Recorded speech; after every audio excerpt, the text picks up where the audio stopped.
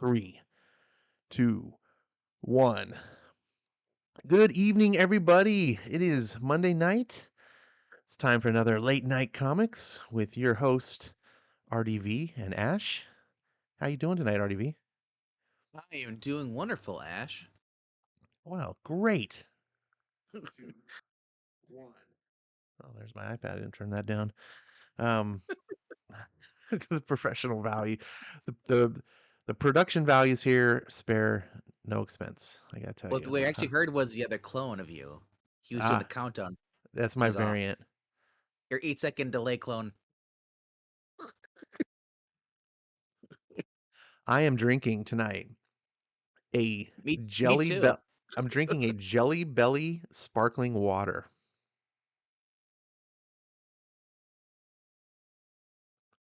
Okay.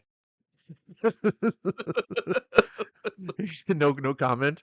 Um, it's watermelon Jelly Belly sparkling water. I saw it at the dollar store and I was like, I gotta buy this. Belly I belly. have to try Jelly Belly sparkling water. I was like, this is a weird. You know who Jelly Belly is, right? They're the gourmet jelly beans. Yeah, yeah. But I haven't heard that name in such a long time, so my mind went to Belly Burger from DC Comic Books. Oh, yeah. I was like, I love Jelly Belly, the jelly beans. You can mix the flavors and try to. But I was like, they make a sparkling water? What the f? No wonder it's at the dollar store because I'm sure there's like never no one bought this stuff. But it's actually not too Next bad. is next to the Ivory Soap, right? The flavored one. Ah, no. It's actually pretty damn good. Um, Well, that's I good. just I just would not think if it weren't for 50, they were 50 cent. They were not only were they at the dollar store, they were marked down. The dollar store by my house has like they put like a shopping cart off to the side for all the stuff that doesn't sell. They just like toss it in there and they mark it down. These are 50 cents. Um, and so Well, I was like, I okay, wonder if for they 50 cents, I'll try one of these. maybe they just had a crap ton of these, from they got from other stores, and they just not enough traffic, foot traffic. I'm guessing. I would never think to get, if I was like looking for good sparkling water, I'd get like Perrier or San, San Pellegrino is actually my favorite, but I was like, I wouldn't get Jelly Belly. I'm like, it's like not a brand you think of for, but it's actually pretty damn good. Well, because sparkling water does not sound good as water or as in a Oh, jelly that's right. bean. You hate sparkling water. Yeah. I It's forgot. like We had this discussion a little while back. Well, see, last week you were drinking water and I was drinking beer, so I thought I would come down to your level. What are you drinking tonight? I'm drinking cocaine. Oh, Coke. I got Cocaine? myself a Coke? McDonald's Coke, Oh, McDonald's Coke. which is like Nice. Coke. Well, welcome everyone that's here. HR Goes Vocal was first tonight. Good to see you, HR. Ed Brewer's in the house too. Good to see you. We got some crazy weird frog who reads comics. Um, what's been on your mind this week for comics? What's or pop Comic culture books this stuff? week. Uh, well, the new Deceased comes out. Final chapter. Yeah. Um, get that. Hoping it doesn't suck because like the last one was all right, but not as good as the first one. So I'm like hoping that's not the trend. I don't got high hopes for Ayler because I will not give him the tease. Doesn't deserve it. But when he writes Elseworld stuff, that's been good. When he starts writing canon stuff, it's actually the main universe stuff, like Nightwing, not that great, But uh Blade Runner, if you're Blade Runner fans, Black Lotus #1 comes out this week. Continuing off from the events of the show that was on Cartoon Network. Oh, really? I didn't Or even hear about this. yeah, Titans is putting it out. Titans putting out all these Netflix shows, or not Netflix, but like these anime shows. I think like kind of stuff like that. They had Cowboy Bebop continuation from the show, and then they had now this is Blade Runner continuing from the Cartoon Network show. So I mean, Titans been putting on some decent books. And I know people didn't like the versions of what happened in the Netflix show for Cowboy Bebop, but They basically ignored the whole advance of the whole Julia crap and just did a story with her and stuff. And to me, that made it so much better for the story, and just felt like normal Bebop. But Well, let's see. In comic book news, did you hear that the upcoming Disney Ironheart series cast a drag queen in the show? she's from your boy Hickman's universe. She's one of the Drag Queen X-Men. That's the rumor. No, they haven't announced what she's gonna be. I mean, Um, if she's in there as a side character, like, and you don't see her, I mean, she's not there. But if she's part of the Scooby Doo gang the whole entire time, it might get annoying. It all depends on the character. I don't mean, though. The only problem is that if this is supposed to be a kid-friendly movie, it's not really kind of the thing you want to have, for kids. So I hope they rate this show as being like, teen and up, like 14 and up for Disney. Because yeah, and I know it's controversial, but like cross dressing is not something you want to expose to a kid who is younger than 18. oh, if you're a It's, normal human being, if you're a exactly. groomer, if you're a Wow. Oh groomer wow. like Disney, you may Oh very no no well. no. Wait no. If you're a weird human being, because remember that's the normal now. We're the weird ones. Keep drinking. I reject that. Uh, she says, beyond excited to be strutting out of the workroom right into Marvel Cinematic Universe, words cannot express how excited I am to be a part of this amazing project. Acting was my first love, and I'm thrilled to be doing it again in such a big way. You're not in a big way. You are literally in the least um the least desired MCU series. Think about this. Ironheart has had what, 12 comics? Like 12 issues? I couldn't tell you. I think she's had 12 issues of a comic and then it got canceled. And that's all. She doesn't have currently a comic. There's no word that she's going to have a comic in the future. Solo She, series, but she was in the Bendis run of Iron Man. correct. She was introduced first in Iron Man. And then when she Yeah. got her own series, it lasted about 12 issues approximately. And then it's gone. Utter failure, utterly forgotten, no one cared about. And it's getting its own show. Like, it just boggles my mind. This is like, this is on Naomi levels of WTF, right? Like that they gave Naomi a TV show when she had 6 issues of a comic.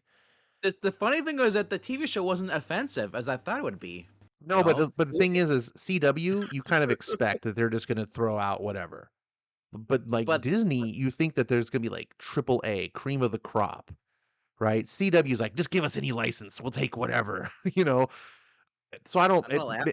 if this were a CW level like show, I'd be like, whatever. But this is like the MCU. Why are you getting this character anything? I don't get it. I don't get it. I mean, I guess we're not supposed to love the other girl 3000. She's cause kind of ignored Tony Stark's daughter in the MCU. That's what it seems like. They're just gonna I, like, yeah, we have that. Well, guess what? He's dead. Forget all that crap. Here's Ironheart. well, I'll tell you what, I wouldn't even be arguing for that either because that character is not a big popular like when you're giving movies to like Captain America and Iron Man and Thor and Black Wouldn't Widow you want to connect? even, you're giving characters that are huge proven commodities that are like in the pop culture thing. This this is a character that was an utter failure that everyone rejected. No one cared, and like, oh, we're gonna make a movie. Like, it just, I don't get that. I just really don't. What I'm Um, trying to say is that you could still have Ironheart, but still have his daughter in there, and those two working together. You I know, guess I just, because with the whole, cause we've had discussion before. DC, what they're doing, they're going to clean house. They want to be like Marvel. They want to have continuity, the whole connected universe. So it makes sense, like to have that girl, who was in the Iron Man movies. They propped her up in the third movie, or not third movie, but I guess it was Endgame and Infinity, whatever it was. Why introduce her just to like forget her? Like that they just decided like that was a mistake, because Disney doesn't make mistakes at all. You're not gonna do that, but I don't know. Like I said, this could turn out to be good, or it could turn out to be worse. Than man, I'm trying to think with Falcon and the Snowman probably. I don't know if that's my worst. To me, WandaVision was the worst out of all of them. But then again, I'm not a big, huge Wanda person or Vision. Sure, but at Uh, least regardless, whether you yeah, like my point isn't about like whether the show is good or not good or whatever. Wanda at least was an established character. She's an Avenger. She had been known in the MCU for a while now because of the storylines. And so Miss Marvel wasn't was when they made a show, WandaVision, which also included Vision, by the way, it wasn't just a Wanda show. At well, least it made some sense from from a standpoint of that this character has a following. It's established in the storylines. Ironheart, no one knows who Ironheart is. They haven't talked about this character at all in the MCU. She's an utter failure in the actual comics with no sort of history or longevity. I want to Why? argue Miss Marvel's the same way. Well, Miss Marvel's had like 10 volumes of comics. I Uh, mean, each volume fails, but yeah. you can go I back and mean, trace Carol Danvers Ironheart's to the 60s Ironheart was or 70s. Ironheart was Ironheart has been thrown into the Disney cartoons, the Disney Marvel cartoons on Disney XD. So the kids who have watched that Oh, probably, yeah. probably recognize her. I guess that's She, something I hadn't thought of. I don't pay attention to the cartoons. yeah. Um, yeah, she teamed up with Spider-Man and yeah. Uh I don't know. It could be good. I mean, Miss Marvel, like I don't think a lot of people cuz like I said, I don't think a lot of people read comic books that are going to watch these TV shows or watch movies. There may be one or two person, that have actually are watching it or in the room maybe, and says like, "Oh yeah, I know the characters," but they really don't know the character because they never really read the character. They just know what they, of she's popped up here, or there. Um, but I want to talk about the villain. Parker Robbins is being introduced to this. What's that? Parker Robbins, who was created by Brian K. Vaughan back in the day. He's also he's the Hood. He was a modern character. He had basically he had the power of the Runestones, the Asgardian Runestones, and he had a iconic red cloak, and he carried two guns. So yeah, he just had his own self-titled limited series back in actually last July, just last month. But he's been in a lot of stuff over the years, the past 20 years. So I thought he was. You sure it was? Nope. He's Brian K. Vaughan and Kyle Holtz and Eric Paul. Eric Paul. Yeah, it Yeah, wasn't Ben. I don't know anything about the character. No, like I said, he is also just if you read Daredevil, did you read the annual? No. Zdarsky No. Which came up one? this last run, not the new one. There was an annual from last year came out. They Oh introduced him yeah. like I feel the like Hood I was in read there. that, but I don't remember it. Yeah, yeah, I feel like I did. yeah. Hey, speaking of TV stuff and news that maybe you'll be interested in. Yeah. Uh, I'm trying to cut to it right now. HBO Max's Dark Constantine reboot reportedly safe from the Warner Brothers axe. As a Constantine fan, as I know you are, how does that sound to you? Mm. Say it again. Maybe I'll sink Con- in more. HBO Max's Dark Constantine reboot reportedly safe from the Warner Brothers axe. And since I know you're a big Constantine fan, I'm wondering how that sounds to you. Are you happy? Or are Have you? you have you seen what Netflix did to my Constantine? Do you see what CW did to Constantine? Yeah, but this is HBO Max. Yeah. And it's Didn't J.J. they Abrams. Come on. didn't they race swap them too? I don't know. Can you see That the show? screen? Oh, hold on. Did you share live? No, I. Or But there go. it should be All right. Okay. There's on the YouTube there. on the YouTubes. On the YouTubes are looking at it, as J.J. far as I know, Abrams J.J. man. Abrams' planned reboot of Constantine is reportedly safe amidst the upheaval at Warner Brothers. Discovery has so far claimed Batgirl and Scoob Holiday Haunt ahead of a strategic shift for the company's DC Films division. Despite canceling Abrams' long in development sci-fi series Demimonde in June, HBO Max remains in the bad robot business. According to Deadline, his take on DC's Constantine, it's described more as a more horror focus than NBC's version starring Matt Ryan, and is said to be moving along. However, Sure some as of I, Abrams' other projects, part of a $250 million development deal struck in 2019 between Bad Robot and Warner Media, may be on shakier ground. Among them, Deadline contends is Madame Xanadu, based on the Sorceress introduced in 1978, as a host of Doorway to Nightmare, DC's last horror anthology of the era. As of 2021, Abrams was still said to be developing HBO Max adaptation of DC's Justice League Dark. I mean, the last I heard that Matt Ryan said he was done with the character. That's why on Legends of Tomorrow he let them kill the character off. He was done with it. So I Well, mean, if he's coming back and they're gonna let him do a serious role like he did on NBC, they probably won't have him come back. That would be shocking. yeah. My idea would be they would probably want to separate themselves from whatever CW did.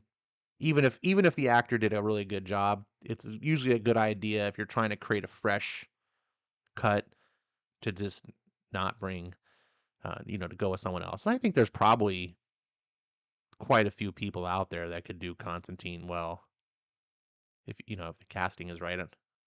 If you say Keanu Reeves, I'll slap you. I wouldn't cast Keanu Reeves, although I did not hate the Keanu Reeves movie. Um, Well, I mean, one thing is if you're gonna have a guy, let him be British, and please, for God's sake, don't do the freaking race swap. I, not because I don't like black actors. I'm just tired of you making. They make everything. If it's a white character or ginger, whatever, we have to race swap it for virtue points. Right there, as soon as I see that, I lose faith in the actual adaptation of the character because why else would you race swap the character? I mean, I don't know. I would hate to see him race swapped. Is there been any indication that they're doing that? I mean, this is 2022. Hello. Okay, so it's like a No. 50-50. I guess I mean, who would? I mean, I would love to have Matt Ryan in there, come back still, but I would love to get if they could get like Idris Elba as Papa Midnight, or somebody else, like even I forgot who the original guy was in the NBC show, but just trying to think who is.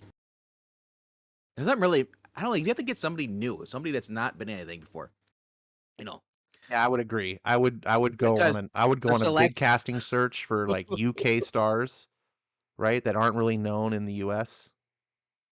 I'm sure Franklin. there's some yeah, and do a casting search, find some talented person and put them in.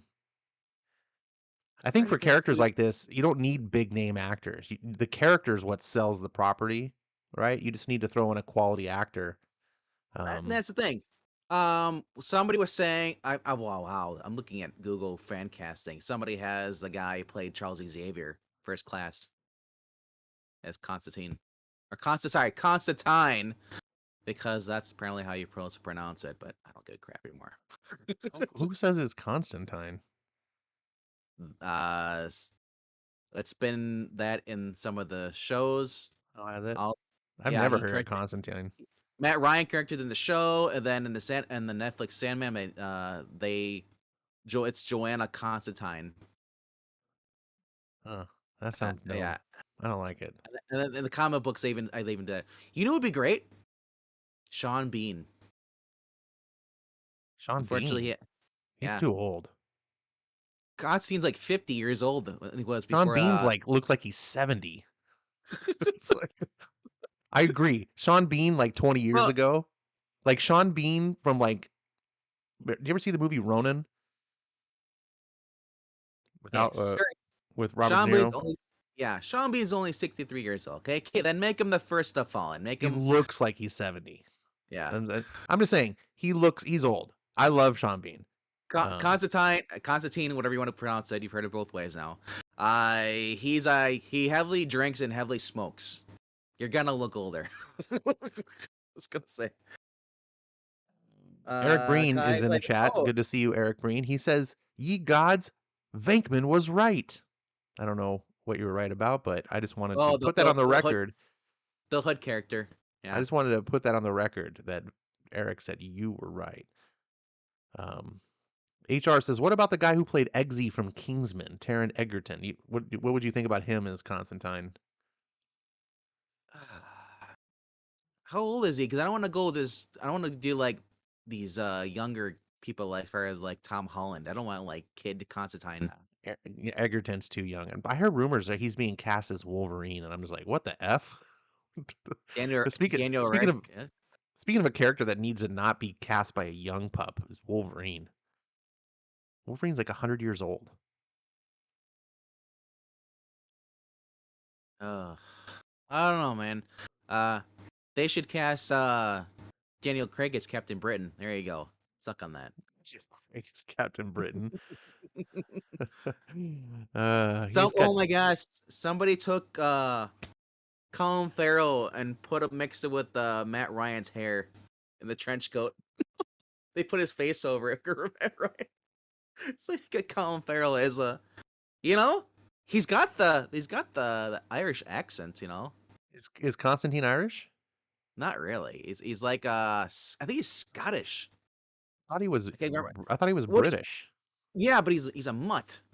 He's like I forgot. I'm trying to which party it is. He has ancestors. If you read the original Vertigo series and listen to his dialect, it's really freaking thick. Whatever it is, you're European. Yeah, I picture him.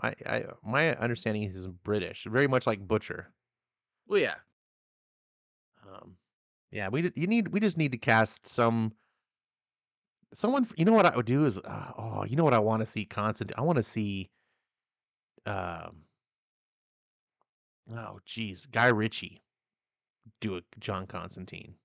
We 20 pull years someone from ago, a dude, Guy Ritchie film. 20 years ago, we could have got Sting Sting, huh? because that's who he was originally based off. Sting's look, Oh the yeah. actors. Yeah, that's what he looked like. He looked like Sting in the Yeah, books, maybe 20 years ago Sting could have pulled it off. but or Ewan McGregor back in the day. Ewan McGregor, huh? Ewan McGregor's too to me he's too soft. You got to be Con- smug. That's the thing. If you don't have this, Constantine needs to be like a little harder edge. I could believe like Ewan McGregor's just got he's I don't know, he's too that's much of a why I like. softie.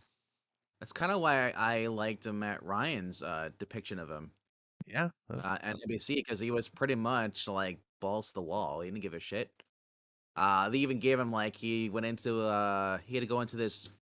For those who haven't watched the show, there's an episode where this music, if you listen to it, it basically like killed you, it robbed you of your soul and stuff. He had to go into the studio, and so he couldn't hear because they were blasting the music in there. Everybody was already dead. So he puts on his takes out his little Discman, and he puts in actually no, I don't know if it might have been a Discman or a Walkman, whatever. Puts on the headphones, goes in there, he's blasting Anarchy in the UK. Nice. I love that song. Literally, I know it's not a fan of the band, but being like I said, just it just showed his culture, what he's from. He's middle finger to everything, But Carl Urban is Wolverine. Uh, the only problem with Uh, Carl Urban as Wolverine is I think people would just compare it to Butcher. yeah. It would just be like, oh, he's just being Butcher. If he was not Butcher, I would say yeah, I could see Oi, it. bub. Although he might look too old for the part. Wolverine's in that weird stage. Like you don't want him to look like babyface, like what's his name, Egerton. But Yeah. you don't want him to be like look like he's like he's Breen. Hey, Breen, how you doing? Sorry, He's I should. brain better. Ah, He's being Breen better. Uh, like I said, I don't know. It's like there's just characters that come in, they just fit the role. It's like the guy who played Punisher in the Netflix. I never would have thought they get the guy from Walking Dead, you know, oh, they come really? in, John Berthel, Oh, and dude, I just was so excited. That was like a fan cast from me. I was like, man, they should cast John Barenthal as Punisher. And then they did, and I was like, what? because I went from Thomas Jane, and then we went to the other guy, who ended up playing in like one of the Hobbits or something. I forgot his name was. He was in the wasn't he in the Fellowship of the Ring, or was he in the Hobbit movie? I don't know who you're talking about. The guy took over for the second Punisher movie after Thomas Jane. There was another Punisher movie. It was Punisher Warzone. Oh, he was I know who you're talking about. I forget the actor's name. He was in that Yeah, Rome, the HBO series Rome. That's kind of where he well then, made his name, and then he did some other projects yeah, too. yeah. He's I like him. He didn't really fit Frank Castle to me, but whatever. Frank Castle's kind of I, a hard character to I think cast. I think we're looking at this all wrong. We'll just get a Bollywood version of all the Justice League Bollywood. Oh man. song and dance number. Then Spider-Man will just randomly pop up. Oh, wrong set, and then leave. There you Dude, go. there's some seriously cool action movies coming out of or Bollywood. They're doing some fun stuff. They just seem to have more fun. They do. And they're not afraid to treat their action movies like comic books. Like if you see some of their stuff, it literally looks like anime done live action. Like they just go extreme and like out there, but it works. Like they don't have that sort of I feel like Hollywood is like too conservative and they don't really want to go weird with their production, so they try to make everything like more real. And even though when they break out sometimes you'll get a movie where they kind of push those boundaries, then they always start reeling it back in. Like they're like, "Oh, this is a little too dorky. We got to pull it back and make it." But the Indian, they're like go crazy, man. And it's fun, man. I think And they we're gonna wear the start seeing some. spandex. We're, That's the we're gonna thing. see some. We're gonna see some great stuff. I think come out of there. Well, we already are seeing great stuff come out of there. They wear spandex. The costumes. They're not shy about it. No, a lot of their characters, well, they don't necessarily do like the capes but they No, have action stars with powers and just some crazy stuff. I just think they missed the chance on the Sandman show. Like the guy who plays Morpheus, the Sandman, is pretty cool, but they never showed us gender swap for Jenna Coleman. They just should have threw Matt Ryan in the show. They have Constantine interacting with Sandman, but instead we got Jenna Coleman because people don't realize that when you actually have a good character and actually fits the role of the comic books, you probably should take that character. Then again, contract, who knows? What I they don't they know what race the they race swapped Constantine or gender gender swapped swaps. Constantine. Gender swaps. Yeah, What? well, Joanna Constantine is an actual DC character. She's the ancestor of John Constantine, but she was from the 18th century. And said this is a modern telling of the Sandman. Where she meets him, Morpheus. So basically, they turned her into John Constantine of our present. So lame. So lame. Yeah, not a fan of it, but I don't. It wouldn't Now be it here's wouldn't be hard to put her in as the 18th century version. Like I don't know. I just hate why do that? Why piss on your source material? Why not just respect it? That's I don't it. And if it's something that you don't like, then just leave it out. Don't be like, like oh well, we can't have Constantine be a man, a now white man. here's my problem with HBO Max. HBO Max, if they're gonna you want to do a Constantine show, bring back Swamp Thing, bring that back. Then do your own Sandman thing. Bring that over so you can connect all three universes. No, throw all three of them together. The problem Because is Yeah. HBO or sorry, DC's in a weird place, right? Because they're doing like the old Marvel thing where Well, their properties are split up between CW, whose Netflix, and who HBO Max. whose idea was it to do the HBO Max and take away, because they pretty much what you would have had all your shows under one basket in the DC universe thing. They created HBO Max. Oh, they wouldn't have had it under because Yeah. HBO Max is just where the DC universe stuff went to. Remember the online the But but no. it was just going to be Yeah, yeah, original online content, and then yeah, they yeah. merged with HBO Max. So if you want Swamp Thing or Teen Titans or whatever, it is on HBO Max. But the problem is they had already licensed out material to CW. So CW has rights to some of the shows. Well, Then you had not CBS. I believe it was CBS had Gotham. So you had that show was over there. And then no. they're Gotham was licensing on properties out to Netflix, right? That's where Sandman's at. Gotham was on Fox, Oh, okay. I thought it was CBS. Um, and that's been done for it since are you 2018. sure that was Fox? Yeah, Hmm. Okay. I know, because I never watched Fox. Oh, okay. Um, I'm trying to remember. Like, I think Simpsons used to be on Fox. Like that was the premier channel, and then it moved. But Speaking of Fox, we have Fox Ezra Miller.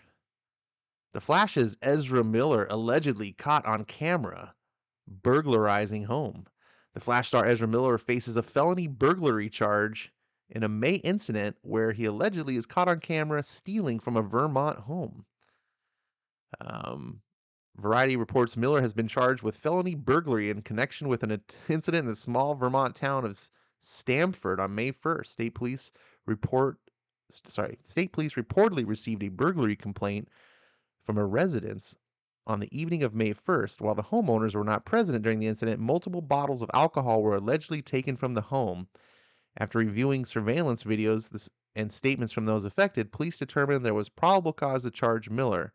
Police were finally able to locate the actor on the night of August 7th to formally issue him a citation, and Miller is expected to appear in arraignment in the Vermont Superior Court on September 26th, which is my birthday. And very interesting.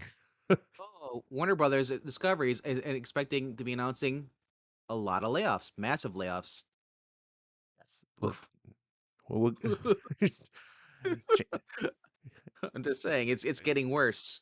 uh, this is the latest in the string of troubling and controversial incidents involving the high-profile DC Extended Universe star since early 2022. Miller first faced legal action in March after they were arrested. After they were arrested. That's so. I hate. God, I hate pronouns. Miller first faced legal action in March after they were arrested for disorderly conduct and harassment in Hawaii, facing other legal troubles soon after. The actor was arrested again in April for a second-degree assault. Remember when he chokeslammed that girl? You know, well, now wait. You just said he. Make your mind. They, them, or he. My mind's made up. I'm just reading the article.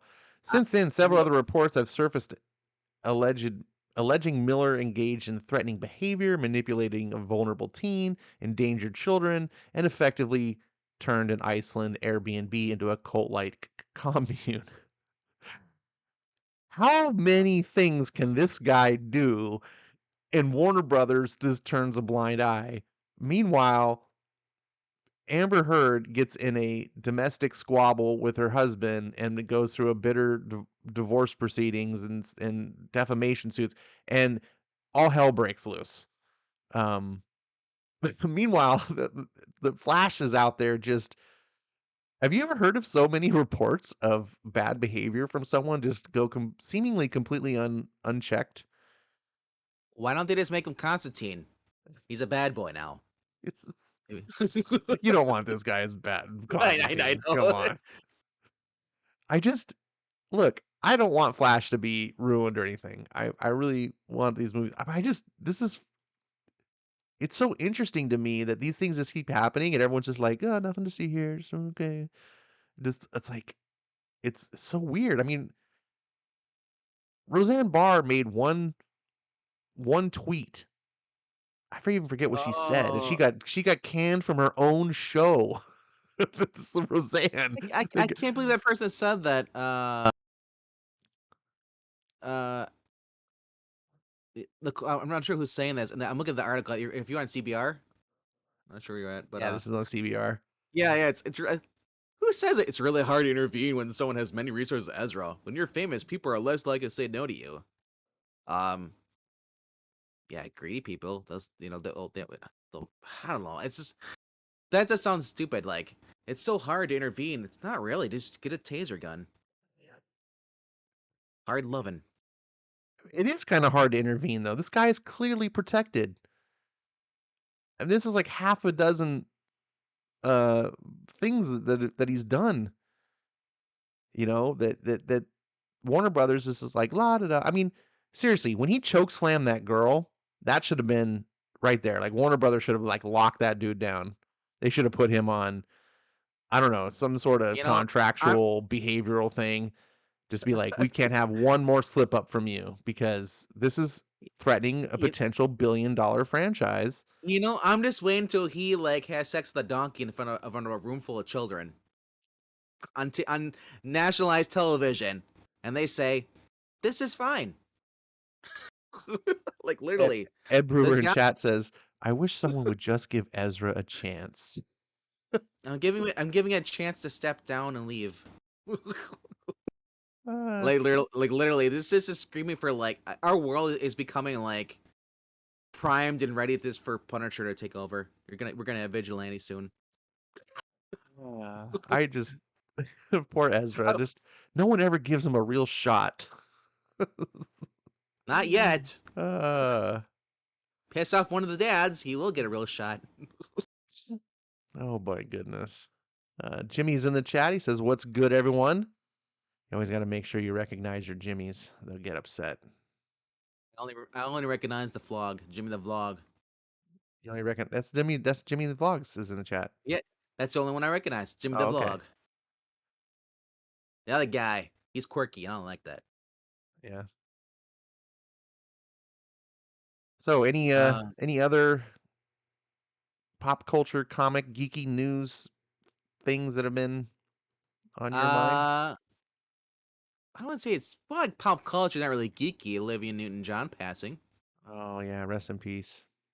Yeah. Apparently, You she's know, known for Grace and Xanadu.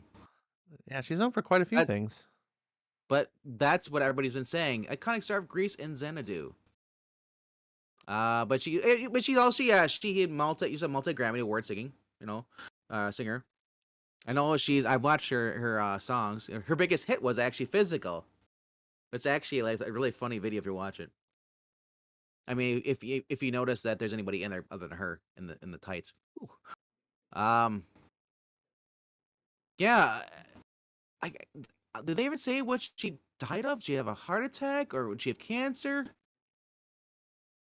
Is I anything? I do. mean, as far as I know, she just passed away, and that's all that's been mentioned. Yeah, I don't know why. I mean, she was 73 years old, so um, I mean, 73 is still young. I mean, you have greater risk for complications and health stuff, but I think it was a hit. Someone took her out.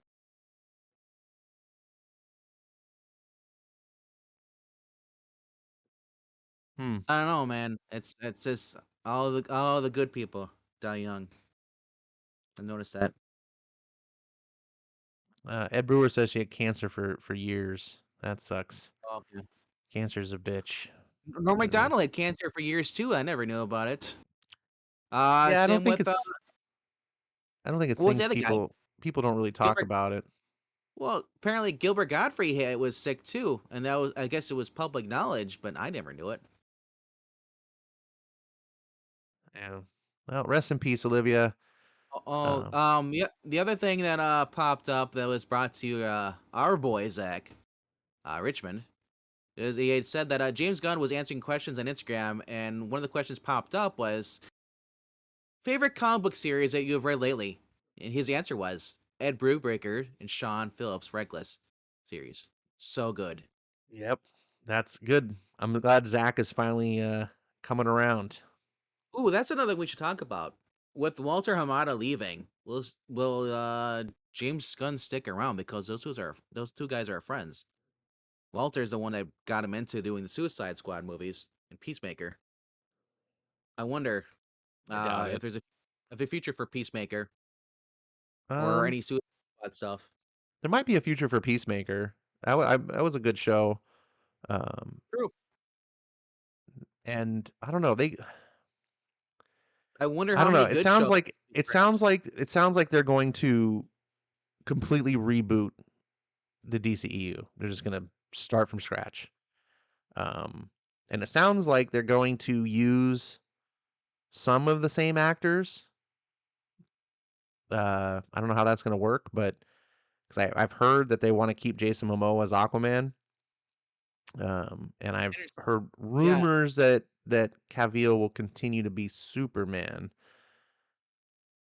and they might because just do one of those things where it's like, hey, look, here's the new movie, and it's got the same actor, but it's now in a new storyline. I don't know. Maybe this whole Flash thing is supposed to answer that. Maybe they're gonna well, originally Flash. the Flash was supposed to be a Flashpoint thing. That's what was rumored. That was supposed to be the new thing, 10-year plan. Flash was supposed to create a Flashpoint. Because remember, he did at the end of Justice League in the Snyder Cut. Yeah, So it was gonna create a whole new world. Yeah, and then we'll man. get Arrowverse back. Just kidding. Uh, it'd be interesting to see because like we have Pattinson is younger Batman. Ben Affleck is on his way out, as far as I know, but then he's coming back for Aquaman 2. He was supposed and he was rumored to be in another one. Flash. He was gonna be in Flash. I thought you're gonna have Batfleck and Keaton and both in the Flash movie. But I don't know. It's like I said, my thing is that okay, you want to start over, clean slate, go ahead, do this, but commit to it. Don't just give up in the middle. And like, that's I'm afraid like someone's gonna like, oh, we're selling it, we're not making enough money, we're gonna cancel it and just do it, start over again. Because that's what DC's been famous for since Batman Returns. Well, They just kept. Remember, DC's never been in charge of their movies. I know it's Warner So Brothers. yeah, Yeah, so that's the biggest difference between DC and Marvel is that Marvel actually has a studio that's devoted purely to Marvel movies. Their whole reason for existing is Marvel movies. I just got a feeling it's That's what Warner Brothers needs to do for DC. They need to, and I've heard that Zaslav is basically wants to create a DC Studios, essentially a similar thing. yeah. And there's also rumors he wanted to keep Walter Hamada on to run the DC studios. I've But not heard that.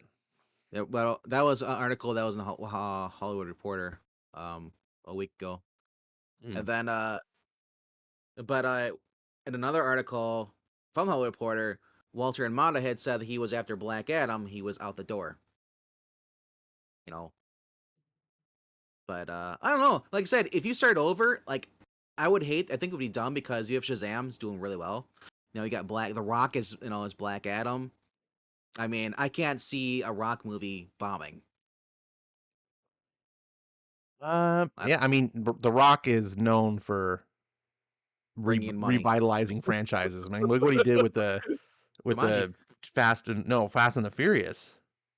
Yeah. They brought Rock in. Which one did he come in? The fourth or the fifth movie? I don't know.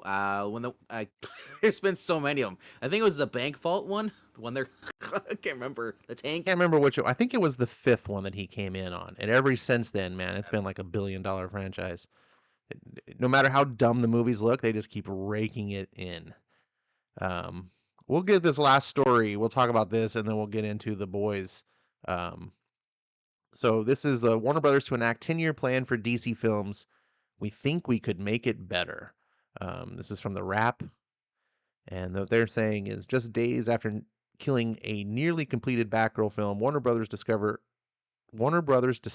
CEO David Zaslav discusses his overall plan for DC films going forward on Thursday evening's call. Quote, you look at Batman, Superman, Wonder Woman, Aquaman. These are brands that are known everywhere in the world, Zaslav said.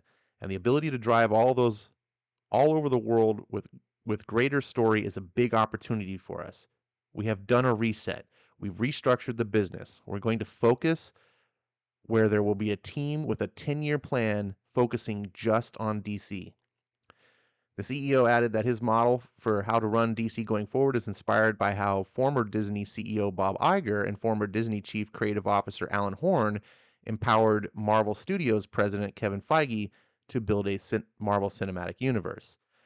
Quote, he says, it's very similar to the structure that Alan Horn and Bob Iger put together very effectively with Kevin Feige at Disney. We think that we could build a long term, much stronger, sustainable growth business out of DC. And as part of that, we're going to focus on quality. Zaslav continued, addressing the axing of Batgirl by saying, we're not going to release any film before it's ready. We're not going to release a film to make a quarter. The focus is going to be on how we make each of these films, in general, as good as possible. But DC is something that we think we could make better, and we're focused on it now. The CEO called out Dwayne Johnson's upcoming Black Adam as a DC film he's excited about, with the Shazam and Aquaman sequels also on tap. But Warner Brothers has struggled from the jump to keep up with Disney's Marvel Cinematic Universe, soft launching with 2013's Superman reboot Man of Steel, before filmmaker Zack Snyder steered an interconnected DC universe that struggled to coalesce for critics and audiences. The existing DCU reached a nadir, I don't know what that word is, with 2017's Justice League, which was heavily reshot and panned by critics and audiences alike. There have been bright spots to be sure. 2017 also delivered the critically acclaimed Wonder Woman, and the Jason Momoa fronted Aquaman grossed more than $1 billion in 2018. With Zaslav taking a close look at Warner Brothers Pictures portfolio, course correcting DC is a priority. And part of that plan involves planning out the next 10 years of DC films. The CEO's comments came on the heels of the news that Lady Gaga will be starring alongside Joaquin Phoenix in the sequel's 2019 Oscar winning Joker, which exists outside of the DCEU, and months after Warner Brothers greenlit a sequel to The Batman with Robert Pattinson returning also outside the DCEU. The next DCEU film set for release is Black Adam, which opens exclusively in theaters October 21st, followed by Shazam! Fury of the Gods on December 21st. Aquaman: The Lost Kingdom on March 17th, 2023, and Flash on June 2023. So there's more to the article if people want to go on that. But yeah, from what I've heard, uh, I had heard that they brought Alan Horn on, but I guess this article doesn't mention that. That could just be rumor. Maybe he just took the ideas from Alan Horn. But this all sounds like a good idea. This sounds like what Warner Brothers should have been doing since the beginning. This is what they should have done in 2013 when they made Man of Steel. What do you thought? Uh, like I said, if it's legible, I mean, they had no plans to put this movie on. As far as Breaker there was no plans to put it into theater. That would have cost more money. I mean, I said, what I would just finish it up, throw it out there, and then if it bombs, it bombs. At this point, what's the difference? You already lost money. It. I don't know how much more. I don't think it would cost $90 million to put it to finish it. Well, I don't want to talk Whereas about I know, uh, really about Batgirl, but I mean, yes, it would cost at least 90 million because all that they spent so far was just production. Marketing and distribution, everything, all that costs a ton of money as well. you don't even Most really have to do films, marketing. Marketing is pretty much it's been up there. It's got so much advertisement right now. It's done its marketing by you threatening to cancel it. There you go. Boom, put it out there. It'll just pop up. marketing Mark is more than just letting people know about it. Marketing is like making movie posters for all the theaters that are going to have it. Marketing is well, doing like tie-ins. You do still need to put trailers out there. People like you and I know about this but because we're dorks on Twitter and we but follow this news. Batgirl was never supposed to go to theater though. It was only supposed to go to HBO Max. It was made for HBO Max. That was the whole point of it. My understanding it was a dual Uh, release. It was going to be HBO Max uh, and theaters. and they said as the guy came on, the new guy Zavlov, he said the plan was 45 days after these movies would go to theater, they'd go on to streaming. He said HBO Max, that's not the case anymore. We'll decide when we want to, if we want to, basically put it on to streaming.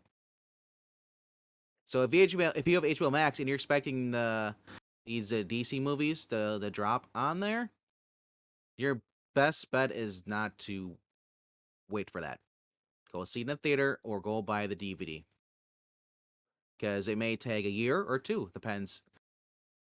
Yeah, I Because think I think it's a good idea, not just for HBO. I think for all the streaming services, all the studios, to have a bigger delay between their theatrical releases oh, and their streaming, because nowadays most people think like that. I'm one of those people. I think like that. I'm like, dude, I'll just see it in streaming in like 3 months.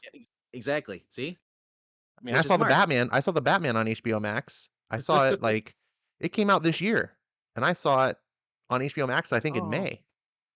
what Like was that it movie I was it was only watched? a couple months out. Oh, that was another one. It was Batman not year one, but Batman Long Halloween. It was released in two movies, two-part movies. I was able to watch them on Vudo, rent them, or at the store, where people in HBO Max had to wait a whole entire year just for it to go on there, which I thought was smart. It sucks. It's frustrating because like, well, I was told I'd get these releases right away, like Disney does, and like it's like and that's the thing. It's like if it's smart for them if they're gonna if it's gonna be if it's goes straight to if it's straight to DVD, cool, put it on the show. But if you're gonna, I agree. If you're gonna have something that's gonna be going to theaters, let the theaters have a chance to make money because that's what happened to Black Widow. They quickly threw it onto Disney Plus, and it just screwed over those theaters that were trying to make money off the movie because people were just like, "Oh, I'll just stay home and wait for it to come on there." Right. And the No. other thing too, I was it's not just the theaters making money, it's you, the studio, making money. Yeah, yeah. I don't think the studios are making money because it goes on HBO Max, right? No, no. You're basically shooting yourself in the foot. The whole purpose, if I, you have a streaming service like HBO Max or Netflix or whatever, is just to build your subscriber base, right? So right now everyone's trying to copy Netflix because Netflix built the model and everyone wants to be a part of that model. Netflix has got millions and millions of subscribers, they make billions in revenue. Um, but the idea, they don't when they release a movie, all they need it is to be popular. That's it. It doesn't need to be there's no way it's like, "Oh, it's gonna make billions," because it doesn't matter. You're making the same money on everything you produce because 'cause you're just getting that subscriber. So, your concept of production is different, right? When you put a movie in theaters, like if you're MCU, for example, you make an Avengers movie, you're hoping that that movie is, like, gonna be $2 billion in revenue. That's your goal. You kinda hope that that's what's gonna happen. When you put a movie on Netflix, first, you're not going to get no one's going to pay you $2 billion. No streaming service is going to pay you that to have it. So you just need it to be people to like it and have it be well received. And you want people to keep their subscription going. That's all you care about. Um, so a film like Batgirl, you paid $90 million to make this film. Let's just say you didn't pay another cent. Is that really gonna bring people to HBO Max? Is that gonna make someone go, "Oh, you know what? Because of I'm gonna start subscribing to HBO Max." Very unlikely. And even if it does, probably not $90 million worth. So ultimately, it's not good. And also, it tarnishes your brand. Some people have made good arguments about the idea that Batgirl's never been really on screen in a film. Like she, was back on the old Batman TV show in the 60s, but she's never been like in the modern like movie sense. And so this will be your first like taste. You're gonna like put the normies, not people like us that are comic nerds. It'd be your second taste. I think it was Reese Witherspoon was the Well, other one. way back in the Ace Yeah. that So 80 everyone and forgets then about that movie. Yeah, but so in the modern sense, so that was like over 30 years ago. Well, was it over 30 years? No, about when did that movie? 20, The 25, early 90s? 97, 98, Was somewhere it around there. 97? Okay, so 25 It years. might have been, yeah. Um, yeah, even I forgot Batgirl was in that movie. Yeah.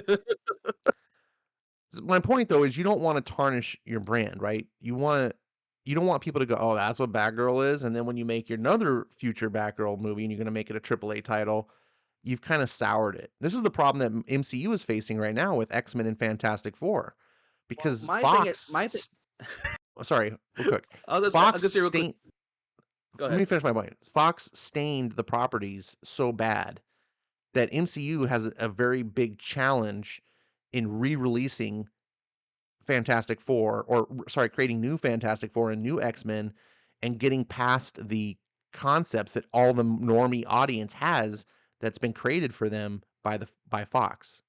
Go ahead. I was just saying, well, that's another problem too, is that they're trying to make it for just the normies.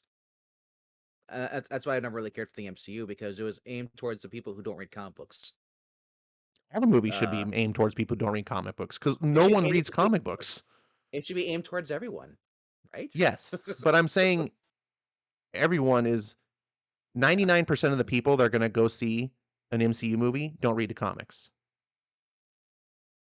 true. I So mean, if you're going to aim it towards the 1%, that's just dumb. so You Lord of the should Rings should so you Lord sh- of the Rings shouldn't care about them. It should be towards the normies and not the people who actually enjoyed the films 30 years ago.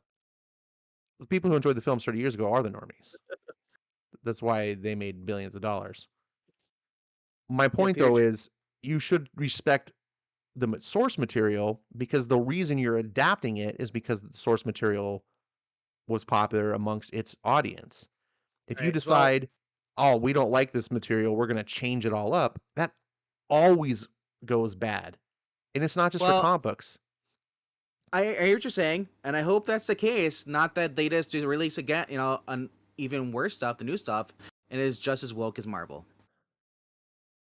Oh, I don't I think it mean, will be. Zaslav doesn't it could be, but yeah. Zaslav seems to be a no nonsense kinda guy. We don't also know how long he's going to be there. He's talking about a 10-year plan here. He may suddenly dip out because it's just too much of a crap fest, you know, or he doesn't Maybe. have You control of never everything. you never know what's gonna happen. I mean, Kevin Yeah. Feige could nope out tomorrow, and the MCU would be screwed. Uh, but just taking him at his word and taking him at from his history of what he's done and the actions that he's doing now, it seems like he's got strong integrity to at least attempt to do what he's saying. Will he be My successful? I don't know. We'll have to see where it rolls. I'll just say this: when people say protected, his thing it was to protect the DC brand. Which DC we're talking about? Modern DC or like, you know, awesome post-crisis DC, where it actually was great from the 2000s out, early 2000s all the way back going into like in the early 80s. Like that's was probably your good DC quality stuff. Because it seems, I mean, I hope that he's not thinking like, wow, it wasn't woke enough. We're gonna make it worse. That's my fear.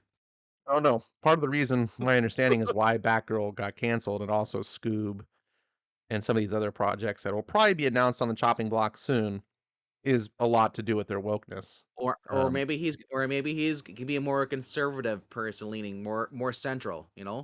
Which you should be if you're making movies. Don't lean right, don't lean left. Be in the middle. If you I want don't to. have it on hand to quote, but I do remember hearing something where he made a statement along the lines of like, "We're not in the business to be like pushing agendas. We're here to Yeah. entertain," you know, and So that's what My he my wants. my, my thought is that people were saying like we're saying, oh, they had bad test screenings.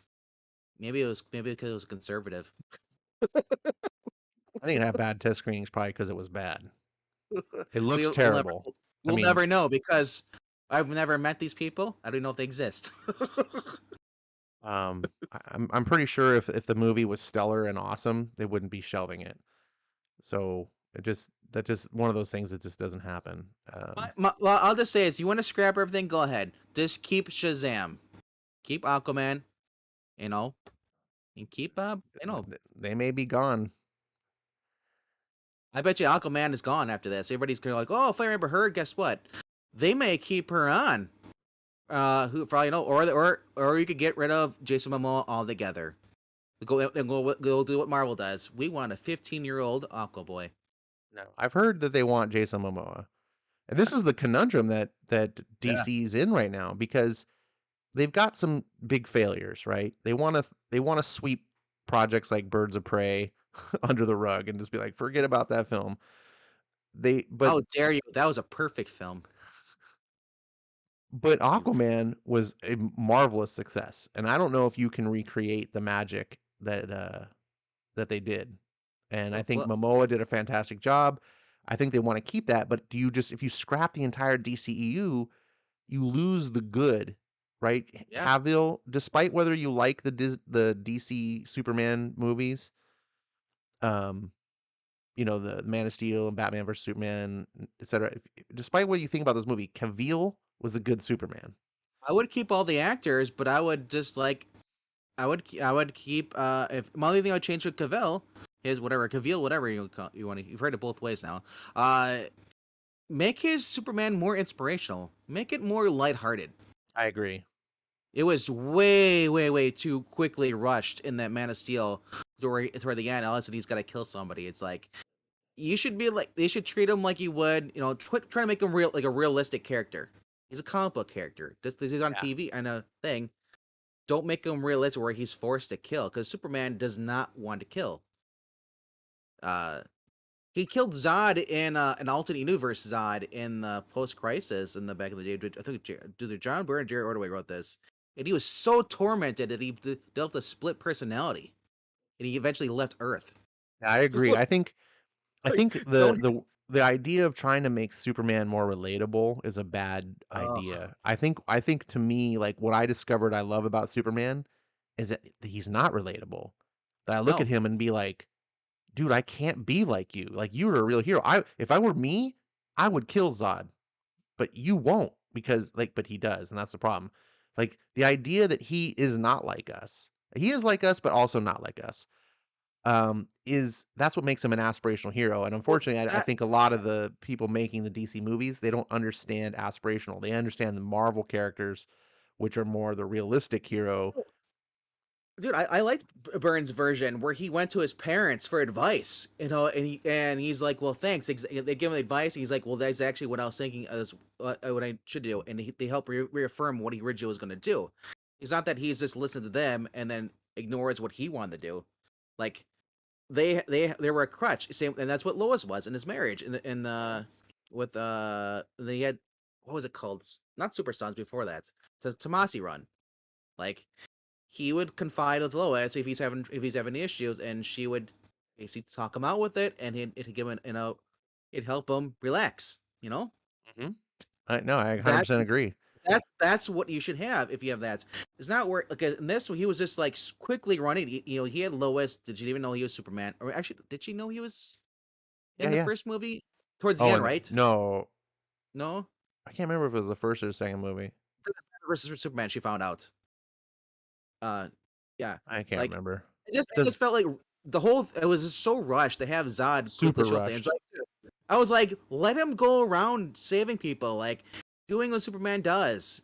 Introduce Lex Luthor if you want to, but don't have him like defeat Lex at the end of the movie. Continue that into the second movie. Make a two part story if you need to.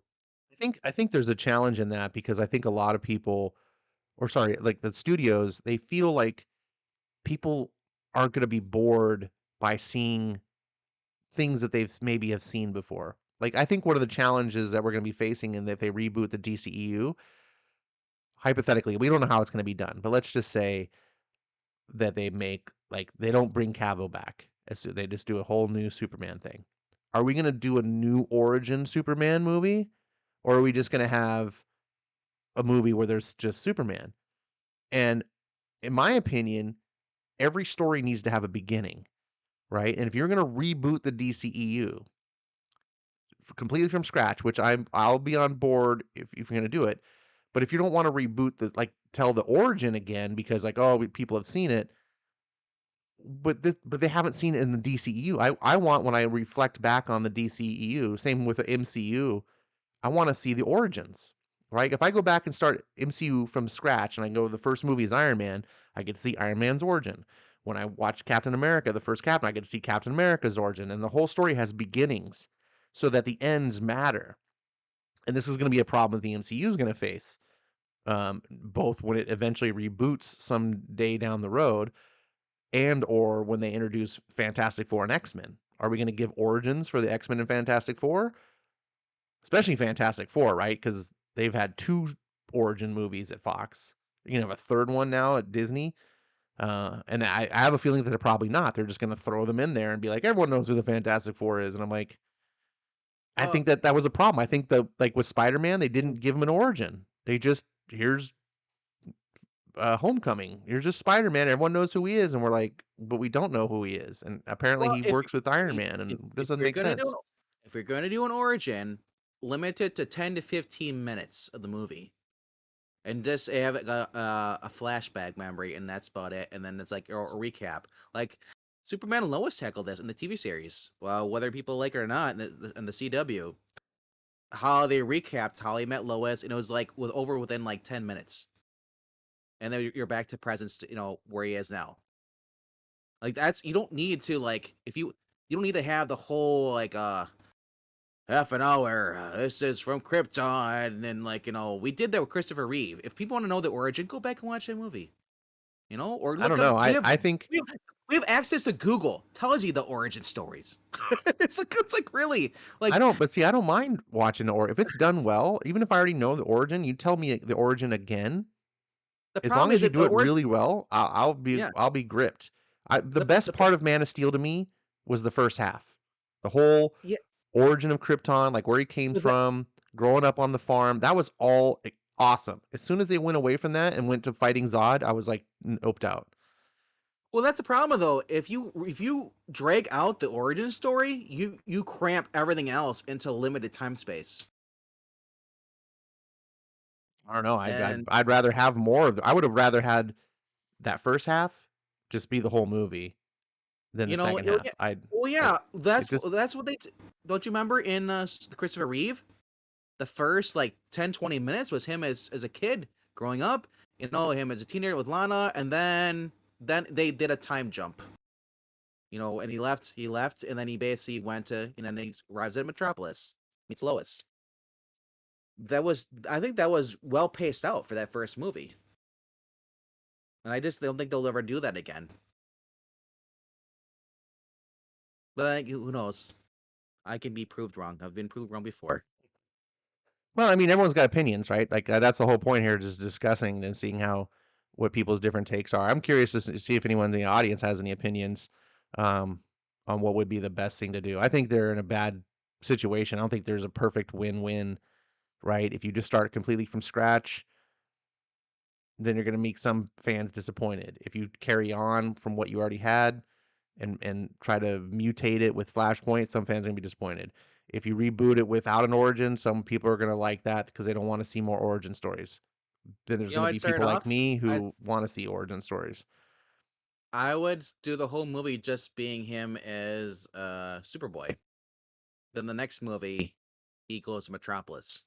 At the end of this movie, he goes to Metropolis and becomes a reporter. And then the next movie is just him doing Superman stuff. And then you bring in somebody you want to. I Like, got to tell you, man, I don't ever get tired of Superman origin stories. They're always my favorite. When they rebooted Superman, I think it was in the new, was it the new 52? I don't remember which it was, but with t-shirt and jeans. when he was it Or was the Grant Morrison. I think it was Action Comics that Grant I Morrison just, did, and he was in the t-shirt and uh, jeans. That was a fun did, story. Like he moved to didn't he, Metropolis. did he steal a t-shirt? I don't think Didn't so. they? With the symbol on it? Didn't he like get it from somebody who had a vendor? I'm like, how does this person have the symbol? Like the symbol wasn't his. He just took it from somebody. I don't remember that. Because he didn't get his actual costume with the Kryptonian logo on it until he actually found the web ship. That was supposed to be like an armor he wore suit he was wearing. Where in the original pre-crisis is Martha Kent sewed it using his blanket and then like the crest that was on there too, and so Right. it's weird how But they my changed. point is they tell the Superman origin over and over, and every time if it remember that did you ever read that story that came out? I think it was like 2 years ago. It was in the middle of the COVID crisis. That man and Superman, I think was what it's called. It was like a it was like a really big, thick one shot comic. It was like $10, but it was I I was want to say avoiding. it was Marv Wolfman wrote it. Um, do you You know what I'm said talking about? no. I mean, all I know is that Bendis was writing Superman, and I was avoiding it because I was just too busy going into like the older stuff. Uh, I mean, they There read the was Venditti. there was a book that came out and it was called Man and Superman. Yeah, it was a 100-page one shot. And let me see if I can bring this up for you. You'll be on a little bit of a delay here, but it's called Man and Superman, and basically it was a story that DC had because they had commissioned it years before from Marv Wolfman and just kind of sat on it. And eventually they're like, oh, it was supposed to be like a 4-issue miniseries, and they just released it as a big one shot, super thick book for $10. Which Yep, I I originally remember. passed on because I was like, I don't want to pay for a $10 comic. But it's really A was lot. like one of the best things that came out that year. Super good. And it was not really the origin all the way of Superman, but definitely an origin of sorts. Like it told like essentially like it was kind of like a Superman year one. Really good story. Totally worth it. I highly recommend for someone like you too who's big into Superman. Um, get a hold of this book. It is one of the best Superman stories I've read. Um, yeah, I think you like Marv Wolfman too. Marv Wolfman rewrote some of the post-crisis stuff, early in the day '80s stuff. So, For hey, those who don't know, crisis is post-crisis one with the John Byrne, like an '80s '86. We did a little mini series where we retold the origin, and then yeah, going on from '87 to 2001. I think that's when they stopped, and then Jeff Johns decided, screw this. He's back to be where Clark is the mask, Superman who he is. Like, yeah, but I don't like I said. I mean, yeah, I'll take a look into it. Yeah, it's a 4 chapter one shot, and it's quite originally, well cast. originally it was going to be, as it says here, uh, for the sorry, Look it's colored by McLovin. it says this is the best Superman story I've ever written. So says the living legend Marv Wolfman. And when you've written hundreds of Superman stories as he has, it means a great deal. This gem of a tale, written and drawn from 2006 to 2009 for the Superman Confidential series, explodes from the DC archives as a triumphant tale of Clark Kent's fateful first days in Metropolis, which were far from easy. His early failures almost ensured that there would never be a hero called Superman. Powerful writing and stunning art combined to conjure an inspiring story that needed to be published, one you will never forget from a pair of master storytellers. Yeah, I think you will really like this. This is like Yeah, I'm looking at the deluxe epitome of edition. Superman. Deluxe hardcover is $20.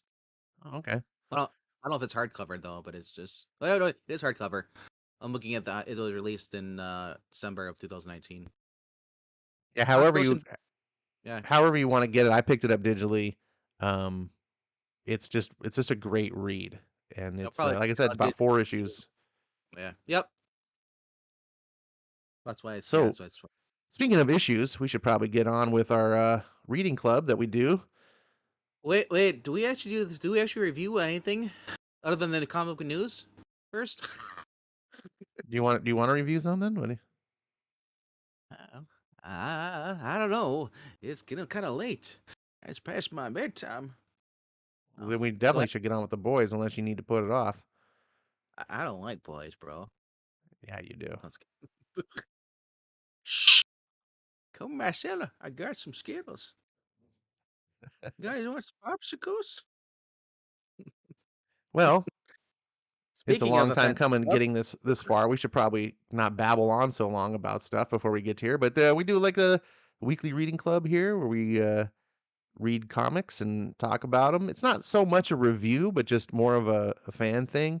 Where we just like to, comics are a thing to be shared, and a lot of people, myself included, I think Vankman as well. Like we're just when you read books along with other people and you can share and talk about them, it makes the experience better than just reading it by yourself and then never sharing that. So the boys are something that we both like, and this is a book that we're doing. We hope that you can read along with us and join us every week and talk about it. We would love to hear your comments. And if you even want to be on the show, if you want to talk like vocal, let us know. Um, definitely could have some room for that possibly. This is a comic, by the way, we're going to tell you now it's going to be highly spoiled. So be aware. We're not going to cover anything up. Also, this is a highly mature rated comic. This is definitely not for Nudity, kids.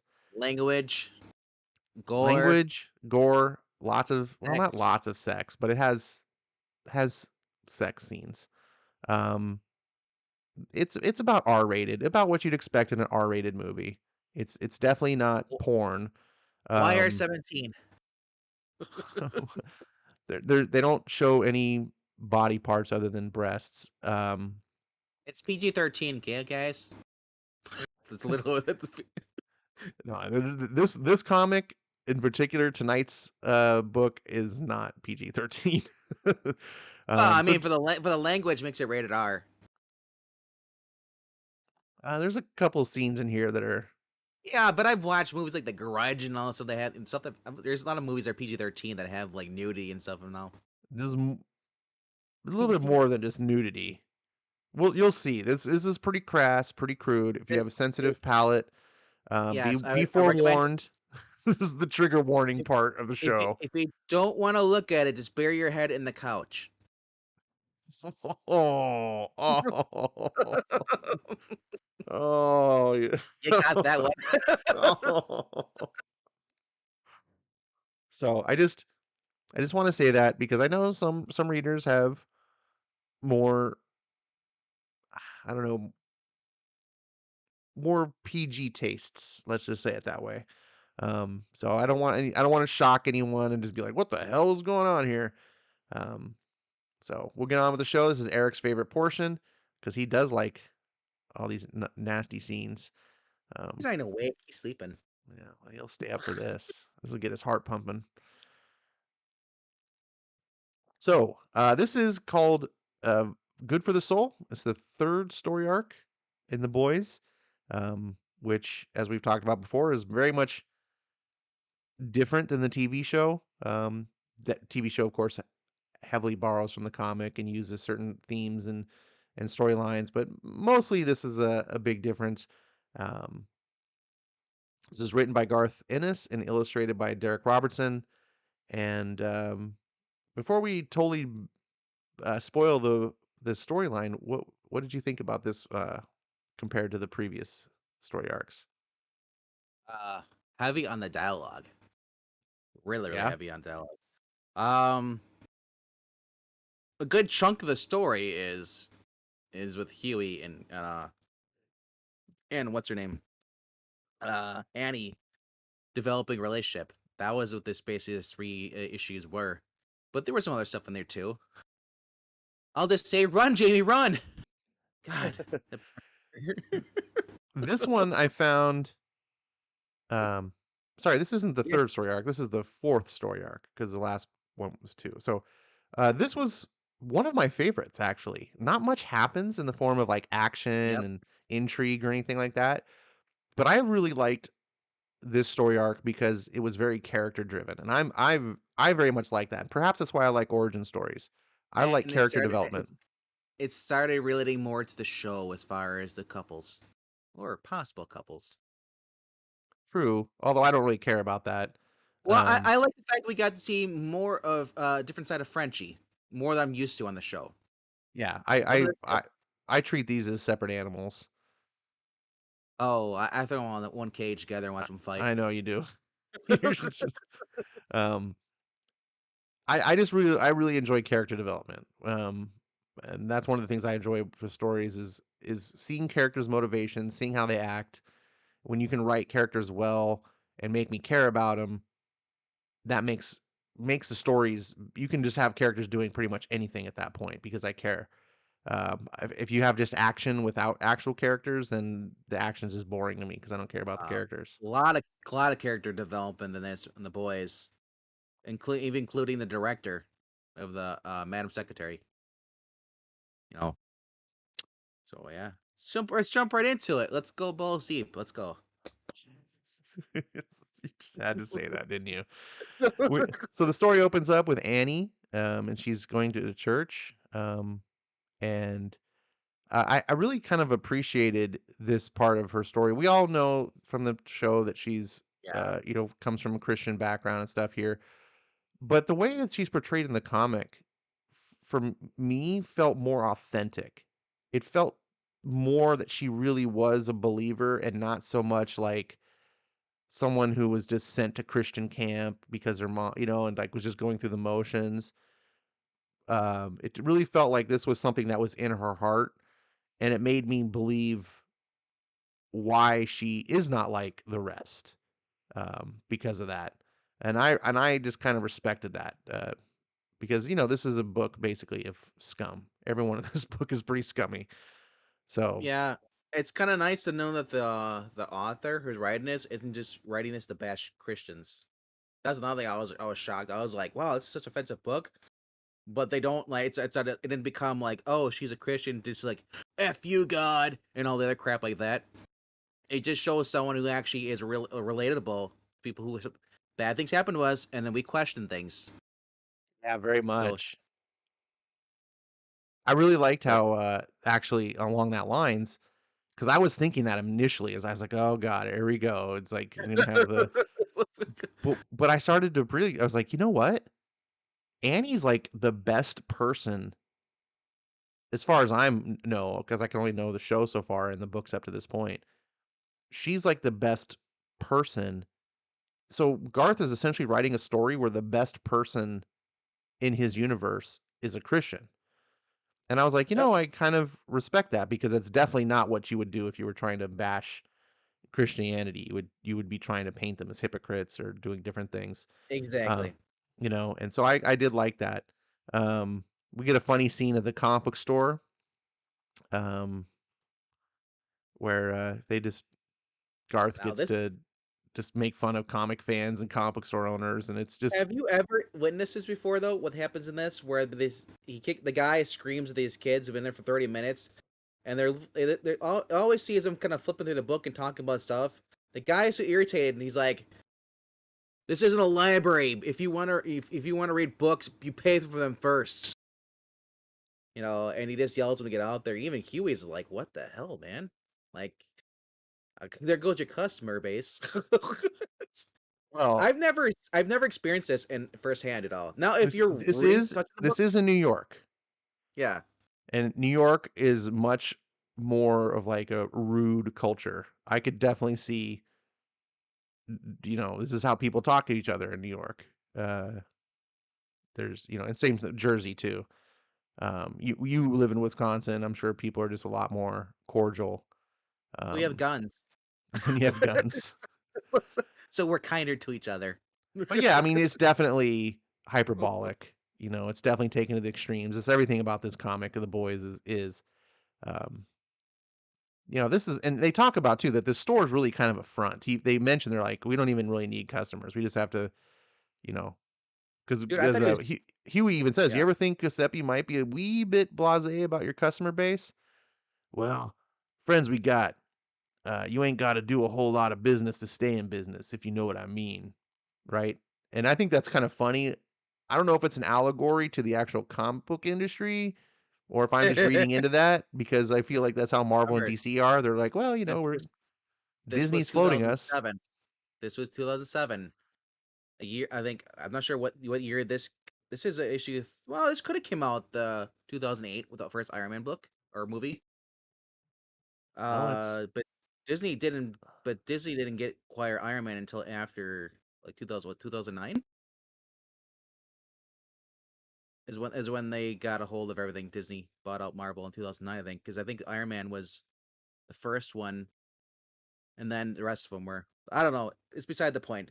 Uh, that's that thought bubble when they showed the fat guy talking sweet and nice. I thought he was drunk at first. I'm like, why is there little bubbles around? Because usually you see that when someone's kind of like teetered, you see the little colors and all that stuff popping up bubbles. yeah, I think that was meant to be this is like flowery dialogue. Like he's Yeah, like, he's I finally. wonder if I could yeah, he's just being like overly Yeah, yeah. nicey. But when I first initially saw the bubbles before I even read it, I was like, what's going on here? It's just it stood out, and I like that. That's creative, Yeah. and that's why we like lettering. Right? And yeah, so it paints the contrast. He's like super, oh, I just being really nice, and then he's just like, you motherfuckers. Like they're like, I what? know. um, So then we cut to a PG-13 scene, according to Venkman, um, where Butcher's having sex with the director? I forget her name. And we get the push your head under the pillow reference. Oh yeah. I'm on an Uh, 8-second delay. I'll let you know oh, when I that's see it. right. I gotta cue you in. I'm on the panel. I don't even get to watch. Sorry. Much better. We'll go back It's to like, for Venkman's sake. uh, So yeah, we get that more raunchy stuff. Butcher just likes having his way with the director. but Um, yeah, but you see, he's being extra rough, or he shoves her head in the pillow and stuff.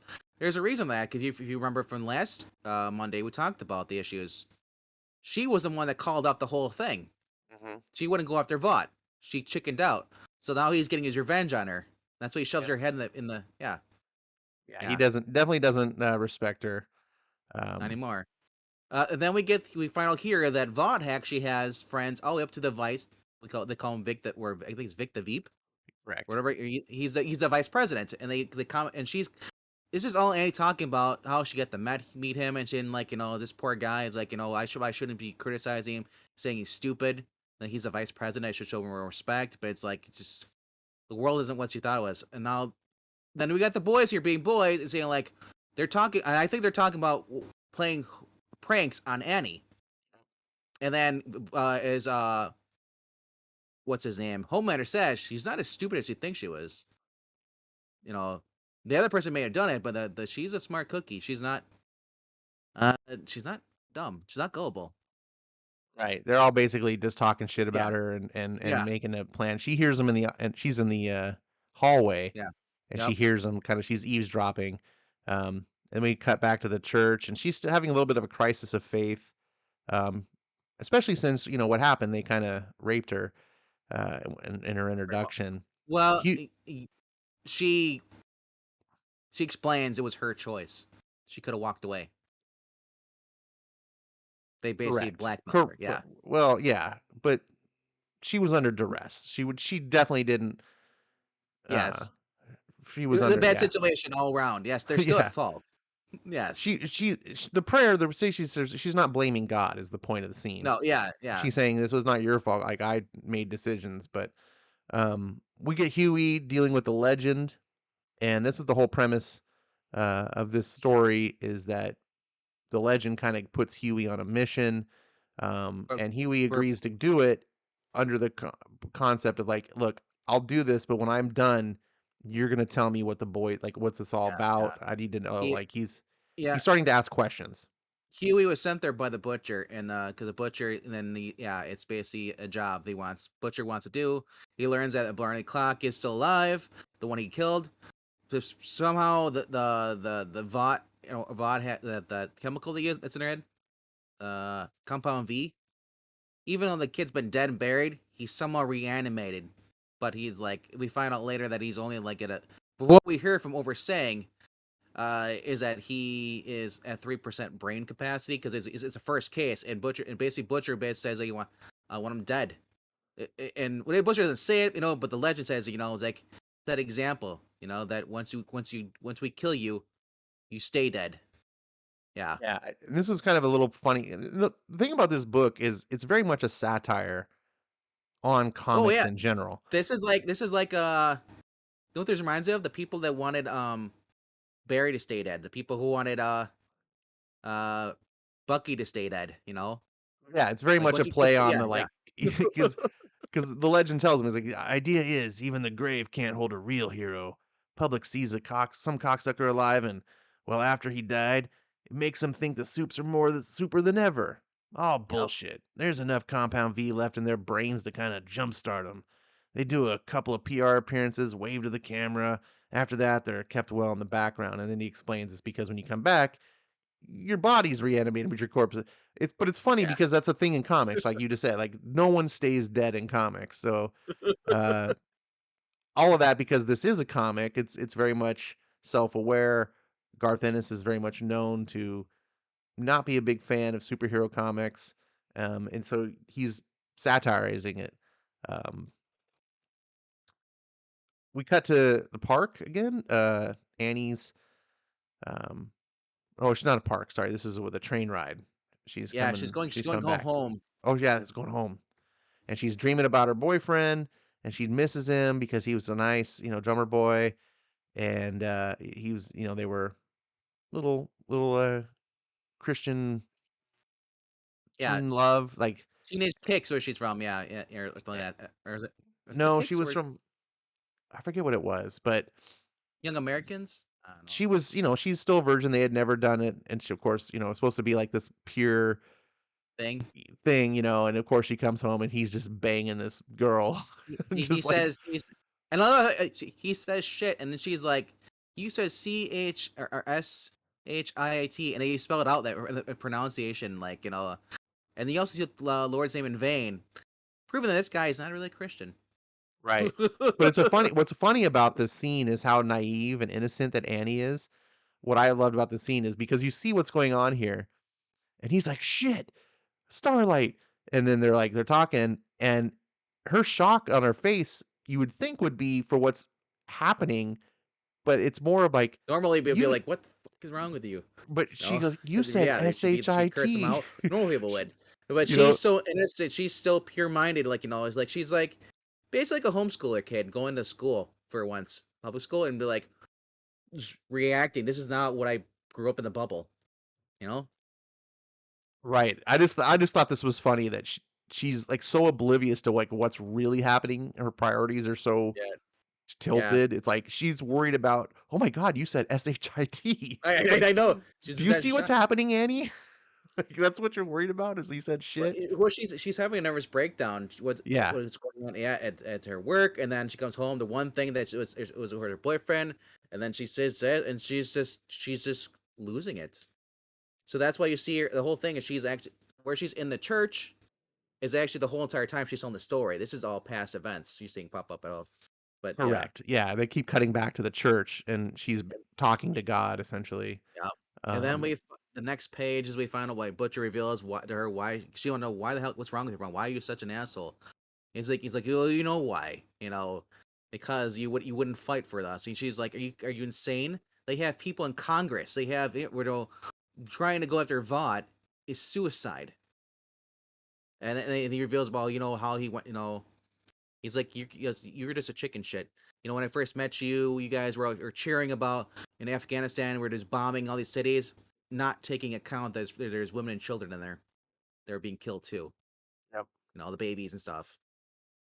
You know, and he says like, he says, you think you're high and mighty? You deserve each other. You're just like me. It comes right down to it.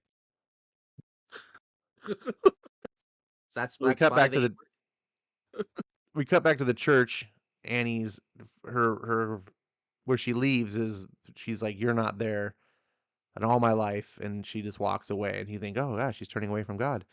Um, and we cut to the park where Huey sees her crying on a bench, and it's kind of I really liked this introduction to the characters as opposed to the show.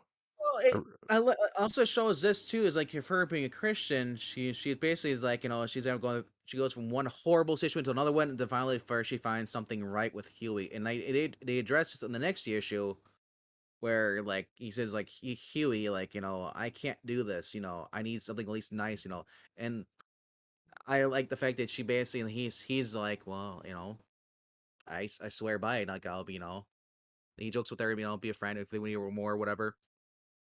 So you're seeing them like a budding relationship. She's like she doesn't want to taint it, and neither does he. But she said like he's like it's like well we'll always have this park here together. It's like it's like a meeting ground. So if you want to, it's like he's just an overall nice guy. It just shows you how he's been. And it was revealed that he's been with Butcher for the past 6 months. It's like Yeah, so well, I mean, Huey's done some not so bad nice thing. things, but Yes, internally he's got a good heart, and and he's true to who he is. He's not like what we've seen. The show or this comic is very much about debauchery, right? And Huey is not debaucherous. yeah, He's done some questionable things, and he's not even sure what he that he should be Now, doing them. But now what I this le go ahead. I was just gonna say this leads up to where in the future comic books, so I wonder how they're gonna handle because neither one of them he doesn't know that she's part of the Seven, Right. and she doesn't know what he's going on with the boys. It's for so it's like them starting a relationship together is gonna be. I wonder how that's gonna work out once one of them finds out the other. Exactly. Because we know It we does know create a yeah. it does create an interesting situation.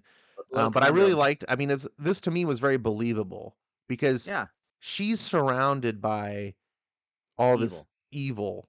And like even with the people like that she trusted, like Drummer Boy, who she thought was like, oh, he's a fellow Christian, and she's like, and he's just as, and she just doesn't have anything. And so Huey is this sort of like light in the He's, darkness, he's the and life. she That's it. gravitates towards it. It makes sense to me as a reader. I buy into this because even though Huey's not perfect compared to everything around it, like he's shining bright. Um, Right. and this is good for Huey too, because Huey is surrounded by the boys. They're not exactly like the perfect role model. So having Starlight be sort of an anchor for him to like not drift to the darkness, it makes for an interesting setup. And I like They're these both characters in yeah. the show, and I very Yep. much like how they're doing it in the comic too. They're both each other's rocks. And then now this introduces the next story here. We have the female being she's sent on a task by Butcher to basically either kidnap or murder this person. I'm not sure is is he a senator? I'm not sure what he's supposed to be, or he works for Vought. He's just But someone important. as we get to see in this issue, she starts to questioning her role. I mean, and later on we'll see somebody comes and talks to her, but You get to see though this gives more. this gives Yeah. character development for her because you can Yep. see we've all we've experienced from her is she's a cold-blooded killer, right? From the Yeah. previous stories, Doesn't and speak. she doesn't Yeah. speak. We know, but she's a cold-blooded killer. The last time she showed up at someone's house, she just murdered everyone in cold Yes. blood. She shows up with, so we think, okay, she's here. She's got a target. The picture She's matches, but then she difference is she sees sees kids, the daddy, kids, and and it's like, oh, daddy, I want a hot dog, blah blah blah. And so now she's like, you can see in her face, like, oh, something's clicked, like something's different. She go through with it? We don't know yet. and now we get to see them talking together, relate to each other, and she's explaining what's going on, and he calls her like, come on in. She's like, what? Did you call me?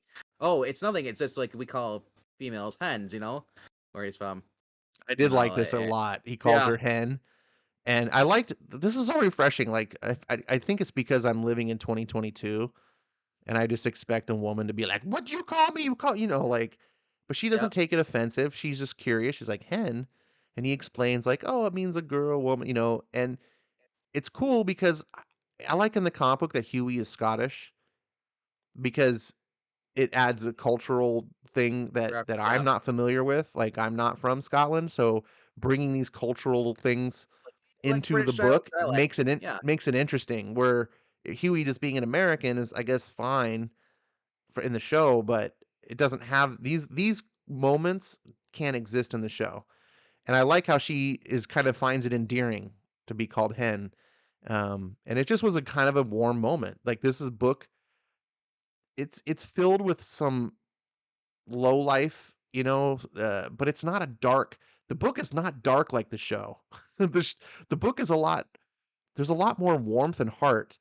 There's you see So imagery of so far, what we've debaucherous read. people and sex and violence and stuff, but it's more of like looking through a window and seeing that exists. Where the show immerses you into it, especially the Now, first season so of the show. this is why, for example, don't judge a book by its cover because not like you going into you read like the first couple of issues like you can't like anybody at all. This is horrible.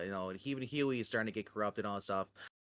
And then, like I said, you get to this. This is like a total, a 180. Going back into the positive. We've had so much negative, so much death, so much depression. Pressing issues, and then you get to this. It's like, wow, I forgot that Ennis can just throw you on a roller coaster like this.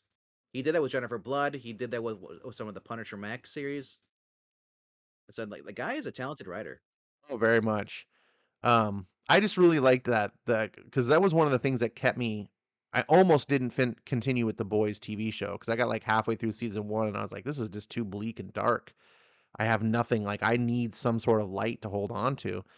And it wasn't until I finally came back to the show and decided I got to finish the season just because I don't like leaving things unfinished. And I finished it and I was like, oh, it kind of finished on an up note, and it was because of this introduction of Starlight that made the like, oh, it's not 100% bleak. It's only like 95% bleak now. As long as there's something for me to hold on to or look like to like or appreciate, I can stick with it. The comic book doesn't feel like that to me.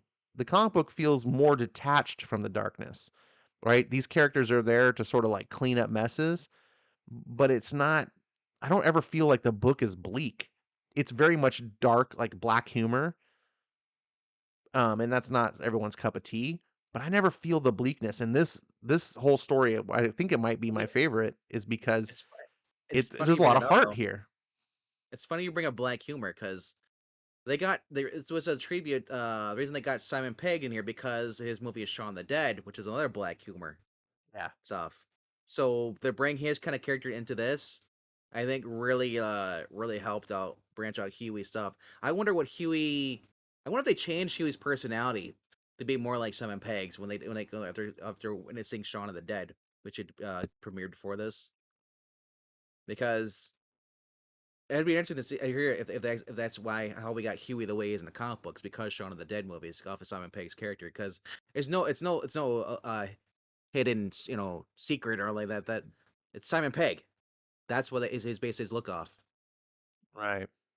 Yeah, so I mean, So even though not much is happening in the ways of like action or anything, these are just like small character moments. And I'm usually one of the biggest critics of like, oh, this comic is just people sitting around talking. When it's done well and for the purposes of building character, it really works. Plus, I also have to give credit to the artist here. It's not my favorite line art. It's a little muddy from my personal taste, but oh, I really like that Derek uses these interesting angles. It's not a bunch of well, just people looking at the camera, so to speak. Every shot takes a different angle. It's very keeps it visually interesting.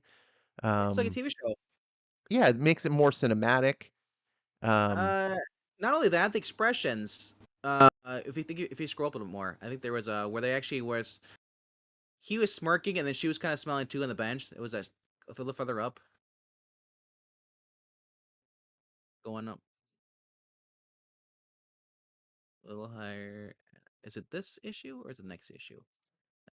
I don't know, but you could Oh, see because just from the various things that we're seeing here. okay. Uh, There's okay, it must be the next issue where they're sitting on the bench because he was on the right side, she was on the left side, and like he said something, and it might have been the picture before this where they're sitting down, and he said she said something, and he kind of like smirked. He's looking away, and she was smirking too. I just love the facial expressions. yeah, I said very it very looks much helps tell the story. Rhaegar says, "Is there anything in particular that you could compare the show to in tone?" in the comic book or just He says the show. this kind of felt this whole scene with Annie on the bench really felt like the show.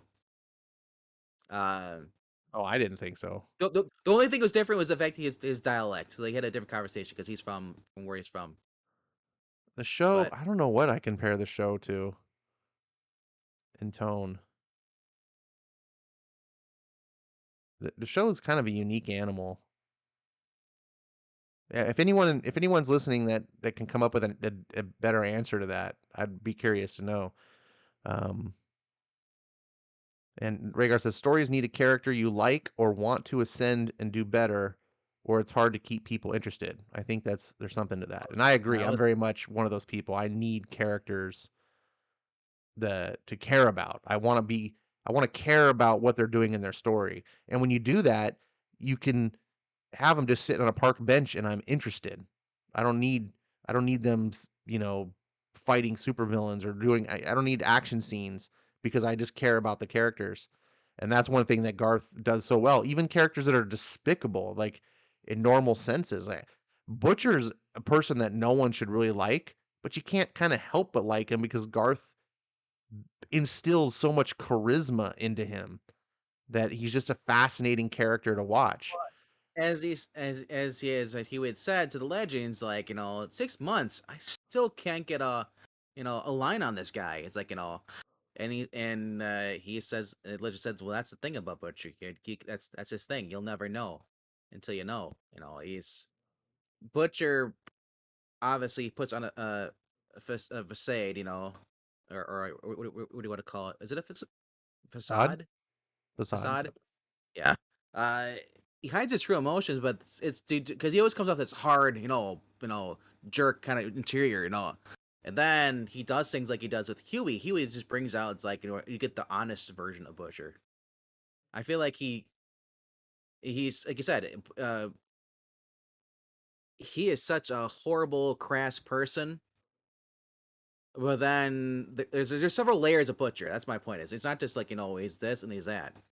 Right. And as you read the comic, as you're going through this, Butcher is becoming more, not of a softy. At certain points, he is, but you can tell that there's more than just like he just wants to kill supers. There's something else there.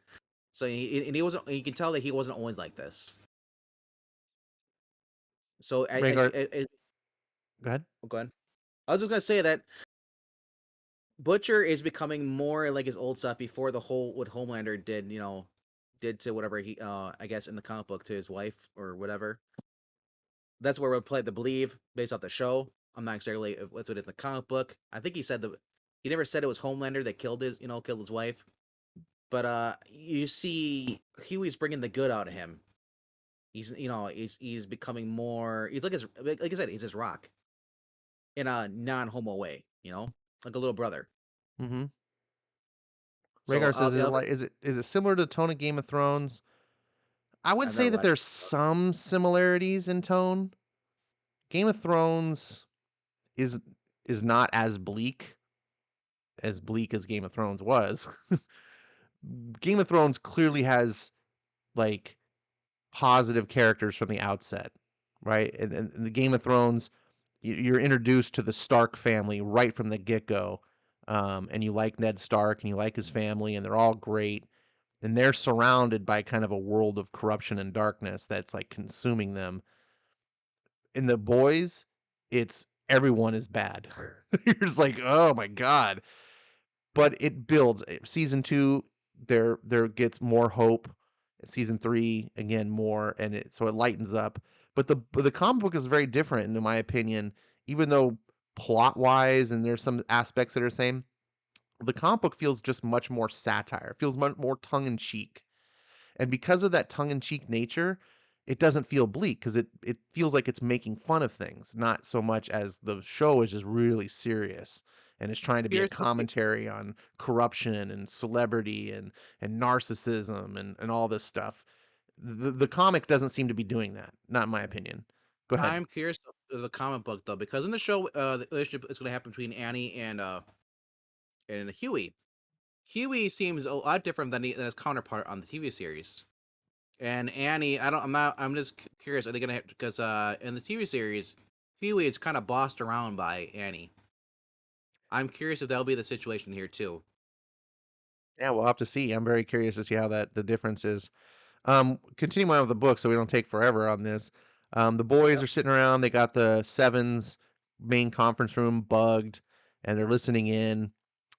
Huey, I think, was listening in on. He's following the teenage kicks because we talked about Blarney Cock is back from the dead, and his mission is, as we mentioned, like he's kind of flying solo here. Butcher's kind of sent him on a mission to do something on his own without anyone's help to see how he'll handle it.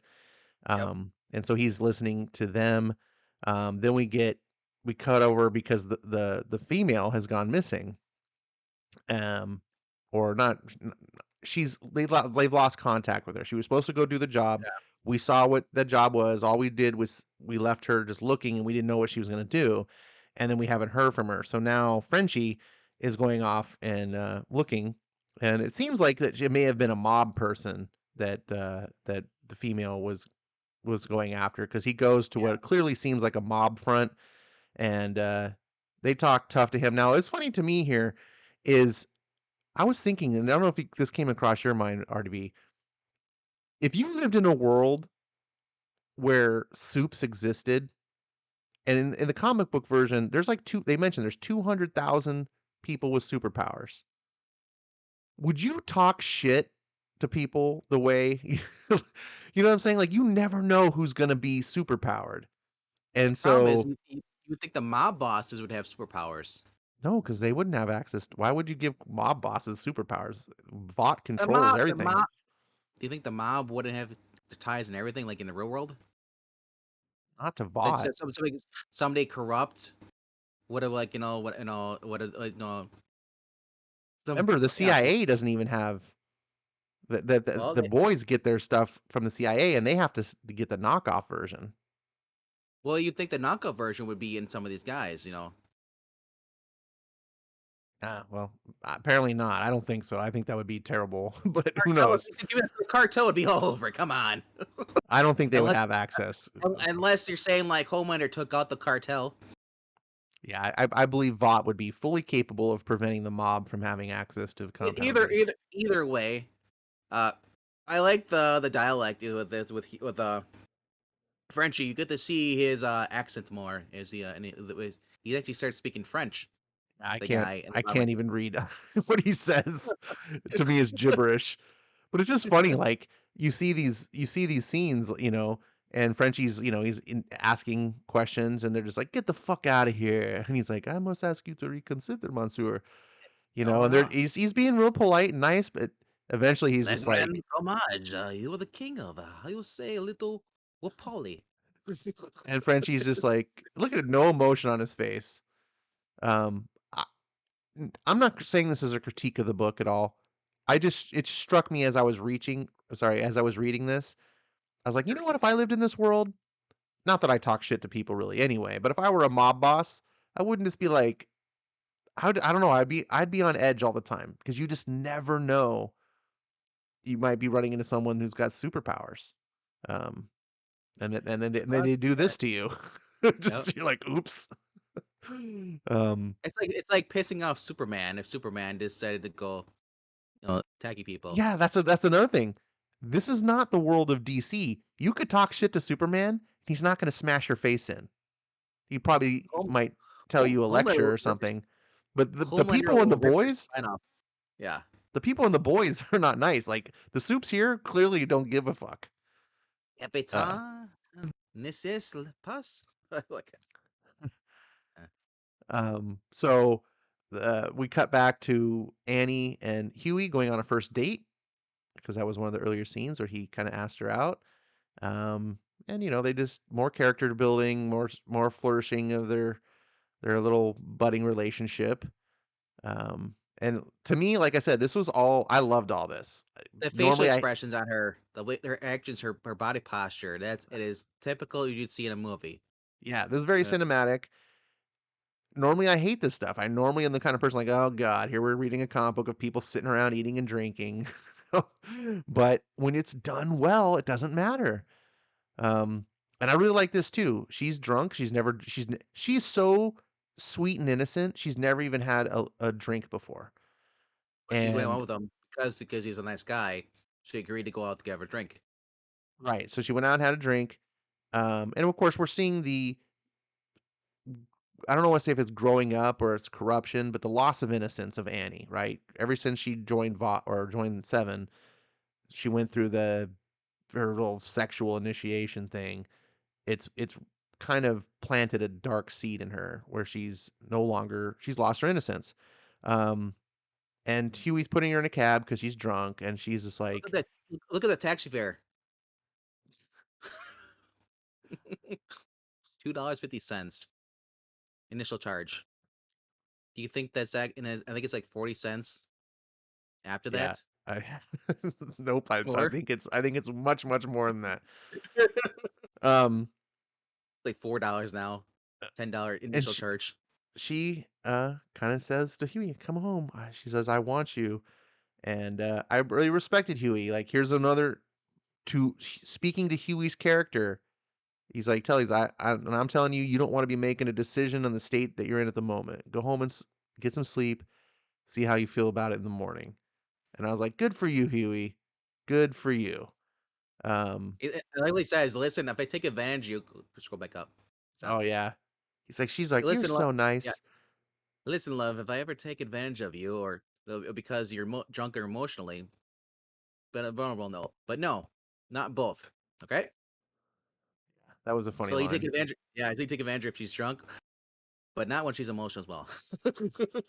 Because you're drunk or emotionally vulnerable, but not both. Um, so he sends her home. And again, it's dialogue like this that makes it funny and interesting. It makes you feel like these are like characters. It's a good movie. It's not wooden or stilted like a lot of books that I'm reading today, that I'm not reading, but this is why I'm not reading them. And this is him, because I think I'm not sure if he's still a virgin in this. I know he had a previous girlfriend before that, but she was killed. Oh no, But I he's mean, not, because there's a line yeah. that says Oh yeah, yeah, yeah. later. Later on, yeah, yeah. But you can But I see like this this though. is a go Yeah, ahead. I love like he said, "I'm not on Ursula. I'm definitely not on Ursula." Like he's second guessing himself. No, I didn't see him as second guessing himself. I think this is Huey facing the No, pain of not not like, not not not having sex with her, but doing anything with her because of he's got to kill a person. And here is this sweet innocent person here, seeing how nice the guy is. He feels guilty. oh, okay, that's an interesting take. Um, I hadn't considered that perspective. My thought here was he sends her away, and this is him going like, oh, like it was so hard for him. Like he wanted to It's say it's yes and go home with her, it's a but he combination of did the both. right thing, right? Like he's like, Yeah. and this is how many guys would be. Like that's like, oh, that was really hard. So, um, but yeah, that's an interesting. I hadn't considered. There could be many layers to this scene. Um, so we cut over back to the female, what's she been doing, and she's still at the house. It's dark, and Frenchie finds her, and we kind of get to see some of the things that echo in the show. I think where Yep. Yep. Frenchie is kind of revealing to her that Yeah. she's Killer. more than she thinks she is, because she just sees herself as a violent killer. And again, I just love the character development moments, where he says, "I know it is not for the money. I know it is because you cannot not. You think this Oh yeah. way not you think this way is not so bad because only bad men suffer, but it is not so simple. It keeps a terrible thing alive, and Monsieur Charcuter will be annoyed because he does not like distractions. Kill And it kill is to bad kill a for killer. you, and it is bad for you to not to do it for no reason, for your heart. You Ujubin. can you can catch him. He is not quite gone. Or, well, chocolate chocolat? And he offers her a choice. You can go kill him, or you can have some chocolate with me. I love how he says like, and this isn't the crappy chocolate. I got this. I got the good candy. Yeah. This is American. This is American sugar. This is British candy. Oh no, that was Huey later. You're Is it? mixing it up. Are you sure? Yeah. Because I don't remember But Huey getting candy. No. but anyways, we can see here she's having the chocolate with him, and you can see kind of the facial expressions, right? That Yep. Frenchie has reached her, and she has a moment of happiness, and She's she has short. a Short. Yeah, she's short like Elliot Page. well, Frenchie's really tall in the I know. comic. I know. So, In the show, they're um like even height. yeah. it's Ra he's really it's short. He's really short in the show. The I cast know. of the actor they got to play Frenchie in the show is short. But this is a good, heartful moment. Yeah, she's a killer because that's all she's ever known and that's what she does, but she's a person. There's a humanity in there, and that I really like that. And Poor Huey. so next issue, um, we cut back Ooh, to the more boys. mother's milk going M to confront his mom. Yeah, I'm not really sure. This storyline kinda doesn't get resolved, much in this particular. I think this is a subplot that'll be running for a while. Get a Um, flashback back where he's grabbing, holding on to somebody, pulling him out of a car that's going over a bridge, and that's it. Yeah. Like literally, that's it. Now I love this because he was supposed to get a delivery. He was like, what if they recognize Annie? He's like, and Mother's Milk's like, then get another van, idiots. I'm thinking, it's like, he's like, so he parks over and he's like, ah, shit. You know, you'll see it later when he comes back. He actually scratches the van. So Huey's planning his thing. What he's gonna do? He knows he's No, got to kill yeah. Barney Blarney Cock, because that's what the legend told him. Like the idea is that for whatever reason Butcher doesn't want Blarney Cock being around. They can't let him be like resurrected. He's got to basically put him back in the grave. And I guess Well, part of the point is it's at that a point to when the the boys Homelander. put someone down, yeah, sending a point to him. Yeah. When the boys put someone down, they stay down. Um, and so you get to see Huey again. He's on his own. He's tapped in, so he's just listening to conversations of what's going on, and he's thinking about what he's gonna do. He pulls out a big wrench. Um, then Does he? Yeah. we cut over to Starlight talking to Maeve, who's quite a bit different in the comic than the TV show version. She's well, and it's still the same. She's just kind of like Annie says like, "Oh, I'm sorry. I know I was supposed to be here, but yesterday." And she's like, "I don't." And Maeve's like, "I don't care. She's just getting drunk, whatever." At Yeah. this point, I wonder if if the show built on this or if this is just Maeve's character. That's all we're gonna see. Well, in the comic version, she's very much more like a princess, and she's I mean Oh, even when I'm sorry, when Starlight addresses her, I think she calls her like my lady, like my yeah. lady. Um, she's very much like But treated like royalty. yeah, but I wonder if she's at this point where she doesn't care what's going on because she's just numb to it all, or if they're gonna do, or if the show decided to expand that character, giving her redemption. That's my Oh yeah, question. potentially. But I mean, she's Yeah, even different than the Maeve that we get introduced in season one of the yeah, show. Is what I'm yeah. saying. Um, True. so we get to see the Vought character that we identified in Russia. He's still kind of mysterious. And part of the point here is to kind of serve as an introduction. We cut back to Huey meeting Annie on the bench again, more relationship stuff. And this time, she comes back to his place, and he introduces her to his hamster. And Jamie. we get a little love scene where this is where tells her that he's experienced, and she's like, I don't have very much experience. She's like all bashful, and then Huey's just like, He's like, look at his face, fuck yeah, I know. the Hell shit yeah. eating grin. I do. It's just- um, so Huey finally gets his, and He goes down on her, he and goes then down on her. We cut back over to the taxi cab. Mother's Milk's puking up, uh, presumably from side effects from the V. trauma, yeah. Or And who knows? But um, all we know is that he's got some. He's dramatic, he doesn't want to talk about. He's like, he's like, something happened, and he's got to throw up. We don't know if it's a V or if it's something psychological because we saw him before go into place. So maybe he's just having a emotional response to it. Because we see this up there. We have no idea who that is. But if you look at it closely, there's a hand reaching around the back of the car. So maybe there was another kid or someone in the back of the seat, and he only saved one person. We have no idea what's going on. We don't know. It looks like his hand, his arm grabbing onto the mhm, woman. right. We have no idea. Something's eating at him. That's all we know. You know, it's and he said ever since he's reliving memories, bad memories. That's all we know. He's doing that, and then Butcher goes to call Huey, but Huey's got his phone off. He's like, "What is he? You think he's a diva now?" Yeah. And So then Butcher, go ahead. yeah, goes to knock on the door, and this is my favorite part. He's like, "Oh, but bloody time!" And then he looks at his face. He walks away, and he was like, "What's going on?" Ah, crap! Oh no! Yeah, it's And then retirement of Annie's month. all embarrassed. She's like, I think I might have had a timing issue. You think, Annie? Really? This this was a little And weird to me, like, how they br- how 2 characters could be completely oblivious, but whatever, comic book. But well, it made they for a joke about funny it later thing. on. Yeah, they They bust joke his about. balls.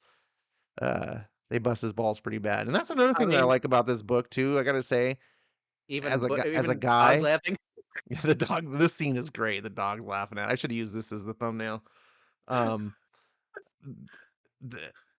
the as a guy, I really like about this book one of the things I love many things about this book, but I like the ball bust. This is a very masculine kind of story. Like Boys, friends. the boys, right? Like this is how guys are.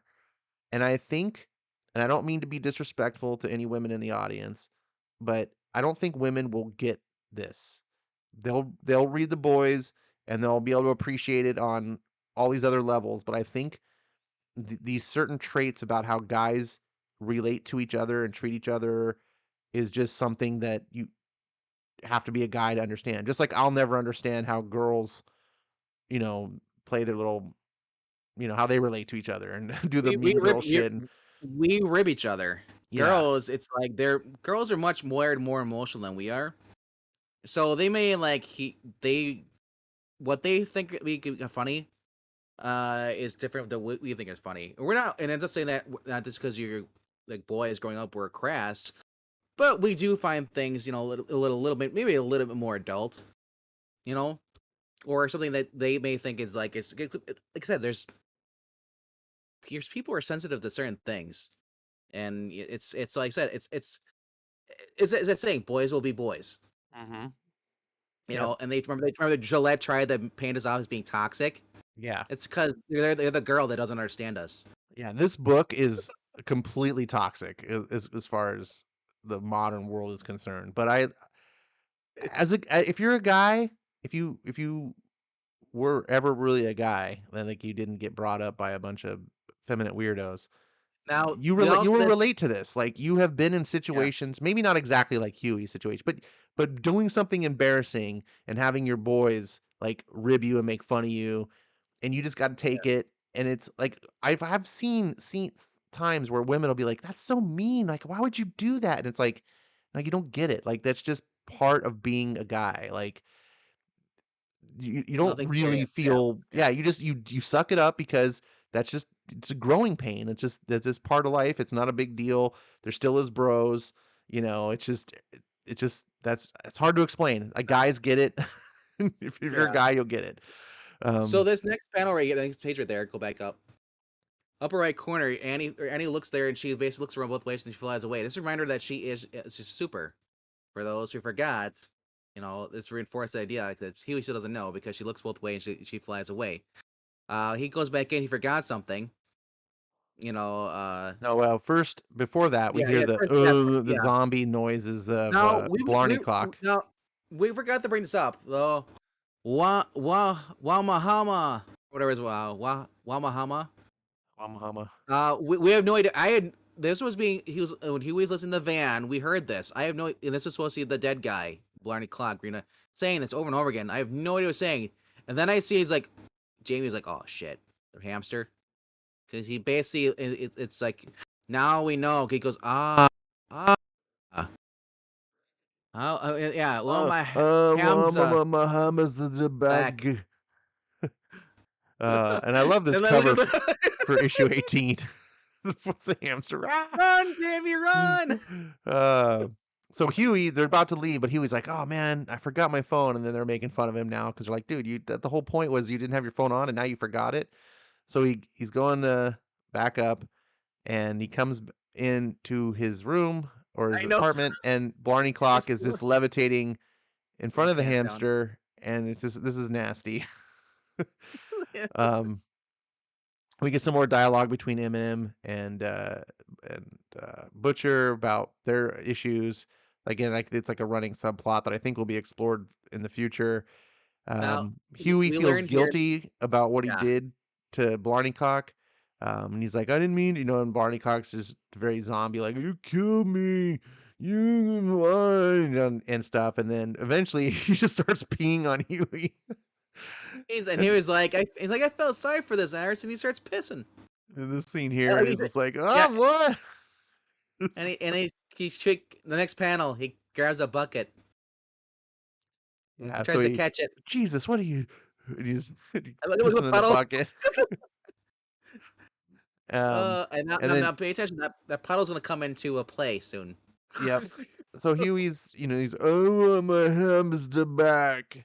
And Huey's like, what? What are you talking about? We cut over to Starlight. She's having her That girl. issues, dealing with, she missed out on an important meeting. Now we see Um, a different side of her when A Train comes up to her and she basically calls him pencil dick, pretty much. yeah, A Train is, yeah, talk shit, He's and trying to, she's, he's trying to give her crap because she wasn't at the thing, and she says "drop dead needle dick," and everybody starts laughing at him. He's embarrassed now. And I love him. He's like, well, she would know, I suppose.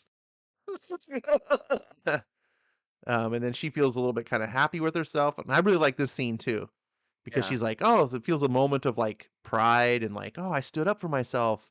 And then and the next, then yeah, she's like, oh yeah. no, but I don't want to be like them. And again, strong character, like she's multi-dimensional.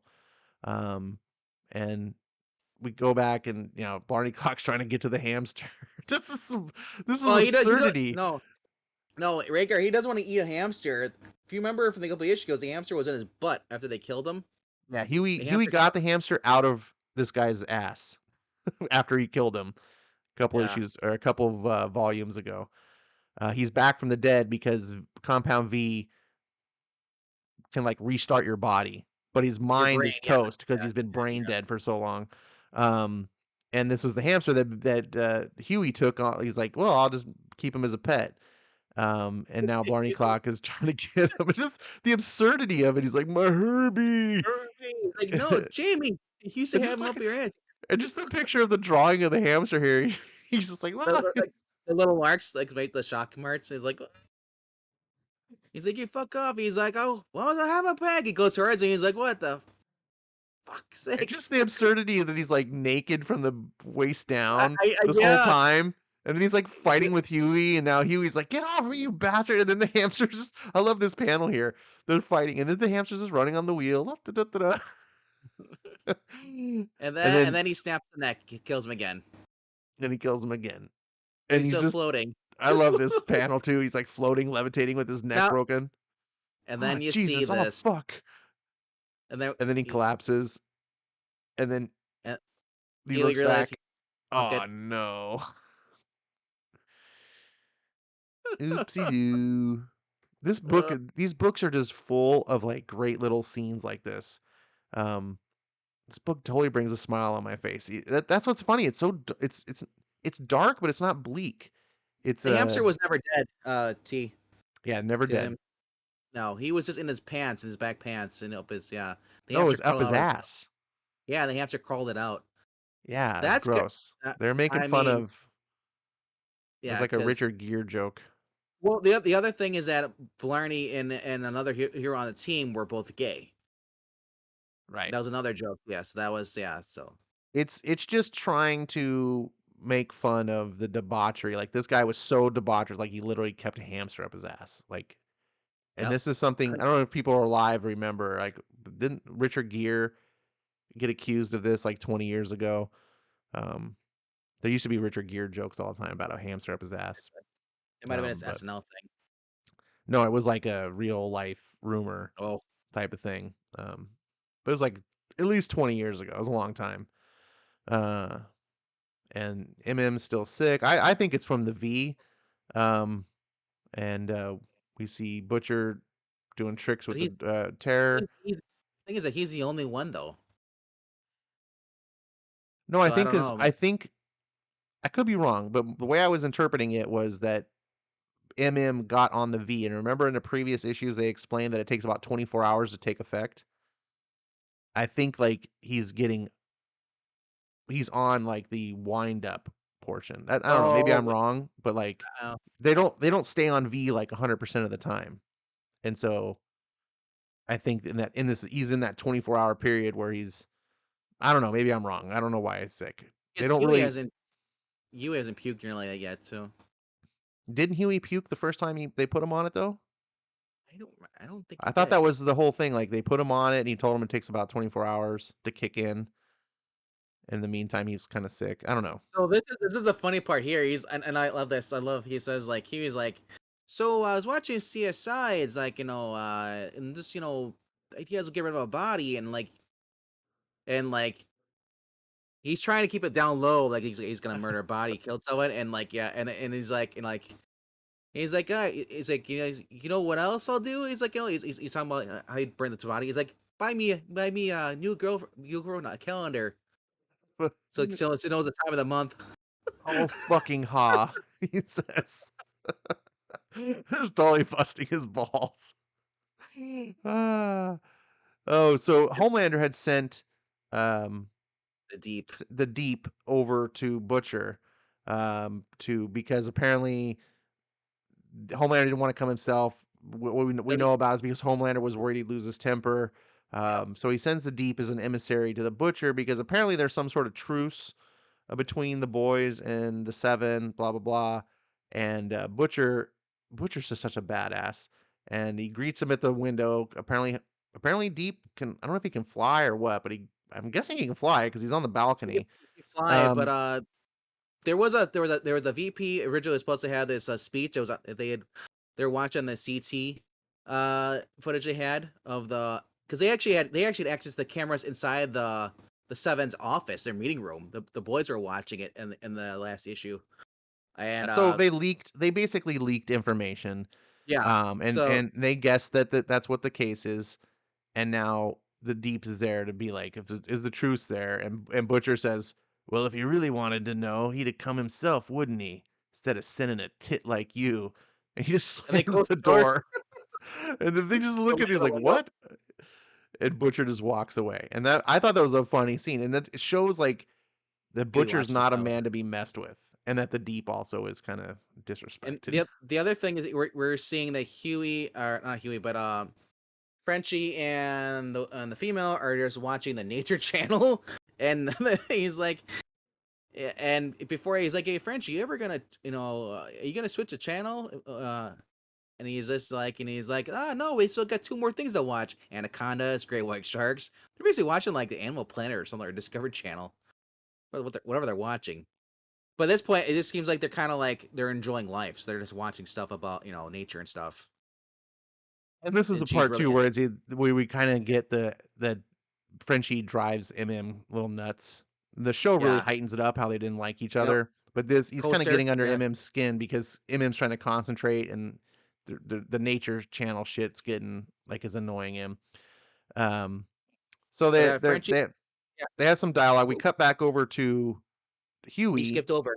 Frenchie had said that make sure you check the footage from that was we because ever since the last time they were together, they were recording everything up there. So watch that footage. So that's what they're gonna watch now. Yeah, Yeah. from the Well, I didn't last want from to. I'm the not trying to. I don't. I'm not gonna cover every single thing. We'll be here all night. Um, but Huey it's is trying to dispose of the body. That's what he had asked the butcher about with the drops the body. the I love that. CSI stuff. And he drops the body off the roof. He comes down with the So gas can, puts him in the barrel, burns it. This is the advice he got from Butcher. Butcher's like, not so close there, Huey. Ah, told you. And then he's like, Jesus. So he well, lights. He, yeah, he actually said he was actually talking to himself because Huey doesn't know he's there until after he hears him laughing. I don't know if you got that part or not. I don't know if I can. Butcher was sitting hiding in the shadows there, watching it, Yeah, I and then don't think he knew him until yeah, he said that. But he's not yeah, whispering. Anyways. he's a bit close. Yeah, Um, yeah. I think that Huey never lit gasoline on fire before. Dude wasn't expecting a big explosion. He left the gas tank in there, and he's like, So he disposed of the body. We get some dialogue. They're talking. yeah, Um, you might as well come out. I can hear you. Try not to laugh. He knows. I know. Now I know you're there. Yeah, he's like, sorry when you fell on your ass. I was laughing. and basically, yeah, Huey's just something. I was just doing my thing. I wanted to do it my way, blah, blah. Which Butcher eventually reconfirms, like, yeah, you should do it your way. Like, he was just there to see what his way would be. Um, and again, some more just character development, relationship Moral, between the moral, characters. moral, moral support too. It said like this guy's a cunt, but if you want to cry over it, go ahead. Whatever sets you right at the end, you know. My favorite Right. part there is when Ghost Rider came out. Ghost Rider came out. Um, The and Fighting then, Skull. but he has a line where he says, you're not gonna go to the legend and find out all the deep dark secrets. And Huey's like, you knew about that? I know everything, Huey. Ain't you twigged that yet? Oi, terror! And then they go walking Doggone. off in the dark. And he's like, who's this bird you've been seeing? And that's the end. And And then the that's first part of Volume 3. yeah, and that's this story. Which was it called? Soul. Uh, What was the name of it? I already forgot the name of it. um. Soul in Need, I think is it? Oh my goodness, my Biden brain is so terrible. A Good soul for the in soul. good for the Good soul, for the soul. which I think is a good title because this was a very heartfelt storyline of the Like four chicken that we've noodle. done. And then this is the next story we'll be doing, which is called "I Tell You No Lie, GI." So I wonder if we're gonna get. I think it's a two-parter. I'm wondering if we're gonna get introduced to Soldier Boy in this one, World War II. Probably, I imagine. We'll see. But anyway, so what was your thoughts of the four we've read? Where does this one land for you? Like I said, this is starting to really relate to what happened in the show. You can see where the show was picking their stuff from. Before this, it was kind of separate from the show, but now you're seeing it's kind of intertwining with events, which really to me helped out a little bit more because I was at this point it was just so heavy dialogue. But I mean, I was seeing familiar stuff, so it made it like I could understand what was going to happen a little more. Like sometimes I like knowing what's going to happen in a book before is like where pause where I don't like surprises sometimes. Like like sometimes it's good. You get good surprises, but I've been exposed to so many books where it's like, "Oh, you went that way." Fuck. But, You really like trying to connect this to the show, don't you? well, you have to. It's the boys. You don't have to, I but do. that's I watch. fine. I mean, if I had not watched the show, I wouldn't be comparing it. But the fact that I watched the show first, the show is the established version in my mind, even though I know the books came up first. So we're kind of like Huey and the Butcher in this way, right? Like Yeah. Huey's way is a little different than Butcher's way. How you Yep. like to appreciate it's a little different. And there's nothing wrong with that. I find it interesting because we think a little bit differently. Um, so of the four though, would you? This is my favorite. I think I don't know, but maybe the very first story arc. No, I think I like this one still This better. is probably the best. Like I said, you're getting the introduction, you're setting up the introductions, the characters more. Huey's growing more into the role. It's 6 months in. We're getting down more into the meat potatoes. You know, we're kind I of past really the like the crazy character stuff. and the heart. That always wins me over. Like this is like in the Avengers movie, where before we kind of had like the first solo kind of films, and then they kind of build up. They're starting each other introductions. Now they're gonna go after a threat. I feel like in this next chapter. Perhaps, yeah. I'm very curious to see with the World War II stuff where it's going. I really do like that part of the benefit of it not being like the show is that I don't know where this is going to go. Well, I that's can't true. be Yeah. I So can't be like, oh, this is where we're going to go to this next thing yet because it could be I way different. and I don't know. I am glad that it's not 100% like the show because that's how I felt like when I was watching or no reading Invincible. I'd watch the show and pretty much the comic book, the first like volume or two was like exactly what we saw in the animated series. So I'm Right. like, oh, another. I've already gone through this. I just want to skip it. The dialogue was the same. Everything was pretty much the same.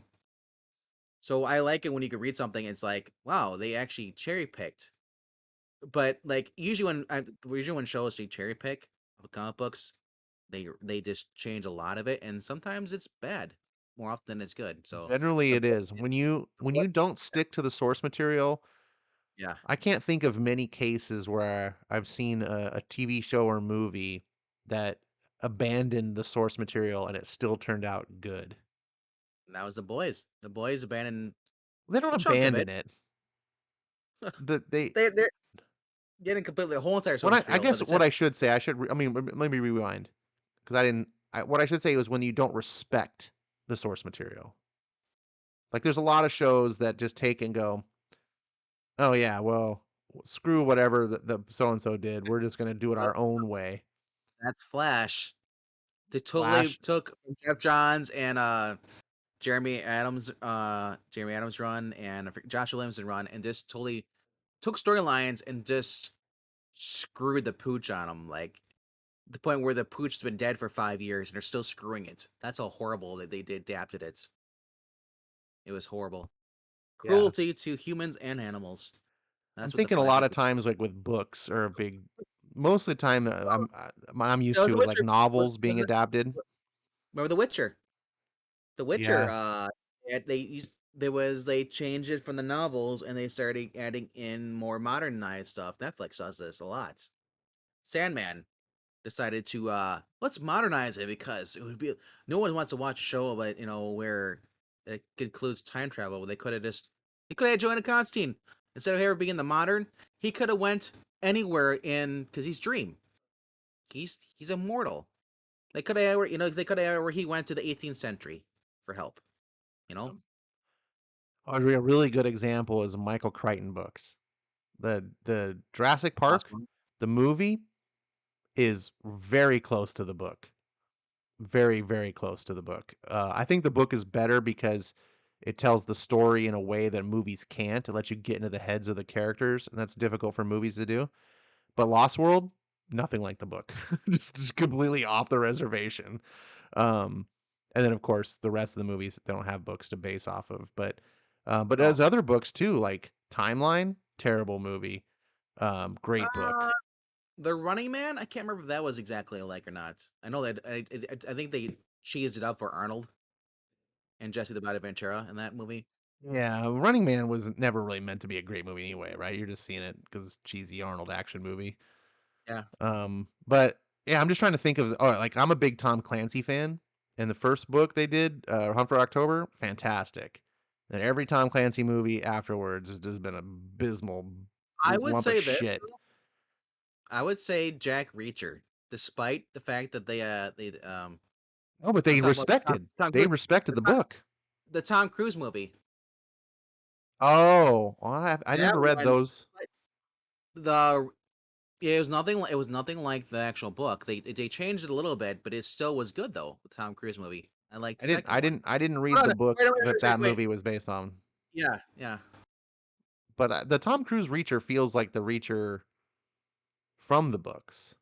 He just physically is not like Reacher because Reacher's like 6'4" mountain of he's a Like Tom giant Cruise. dude. Tom I Cruise feel is like like 5'6". I feel like they Tom Cruised it up a little bit. Okay, that's fair. Yeah, but My point is I think they respected the source material. well, yeah, They to may us, have made yes, some changes, but they didn't better, yeah, disrespect it. and that's why it's worked out well because they kept most material. They just changed the little things here and there, and it wasn't for social woke agenda. It was because of the fact that you have Tom Cruise and not a guy who's 6'2".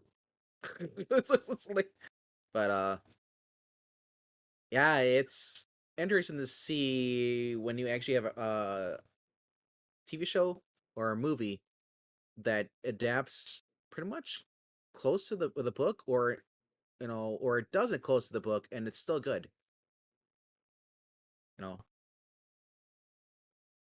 Yeah, I'm just trying to think that I cannot think of a movie adaptation that disrespected the source material and still turned out good. Generally, when it's they respect the source material, even if they have to. I mean, you have to make changes. You can't take a massive novel and turn it into a 2-hour movie and keep but everything the same. Like I totally get it.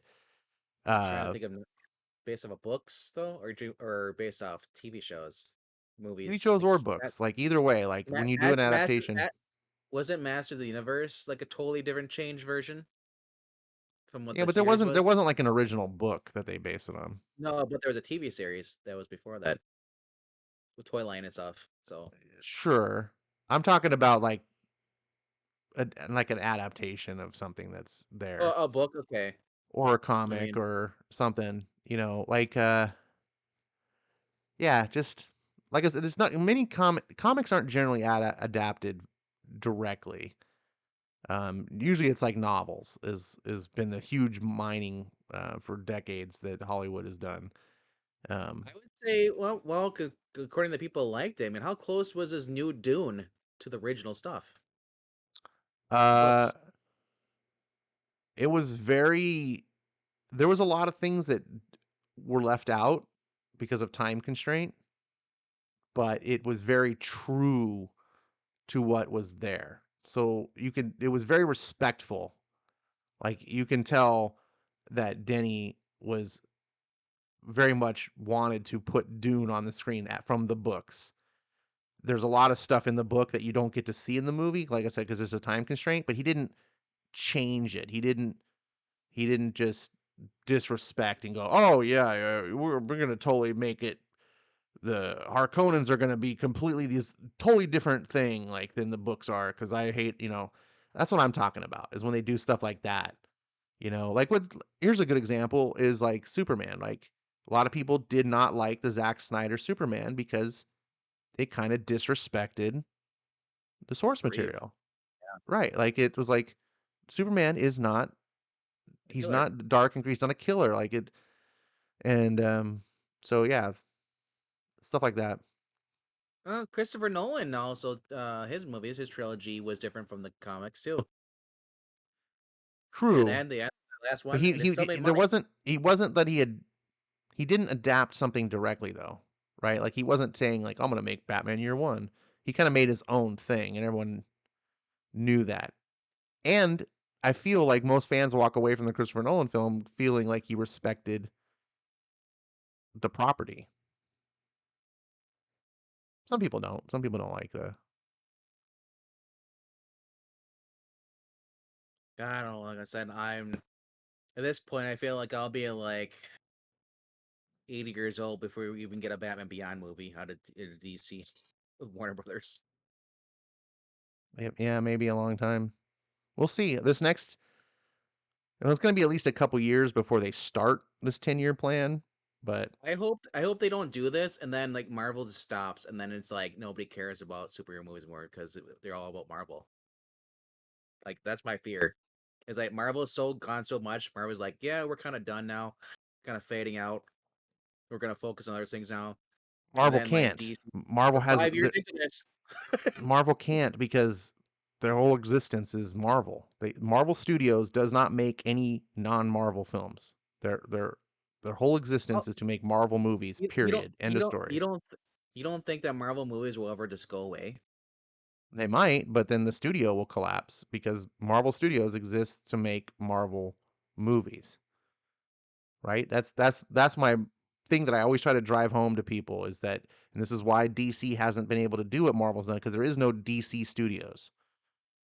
DC sends their property to Warner Brothers, and Warner Brothers does whatever the fuck they want with it. Marvel Studios is a dedicated movie studio that only makes Marvel movies and TV shows. Um, so that's their mission statement. That's why the company exists. So they will always be making Marvel movies. Now, whether those movies are popular and like they are today, that can change, of course. But I'd say whether you like the Snyderverse or not, it did its job. It introduced you to the characters. Now you can, if you want to change them, make them more campy. If you want to, go ahead. You know, but at least people know who they are. The normies who watch this movie.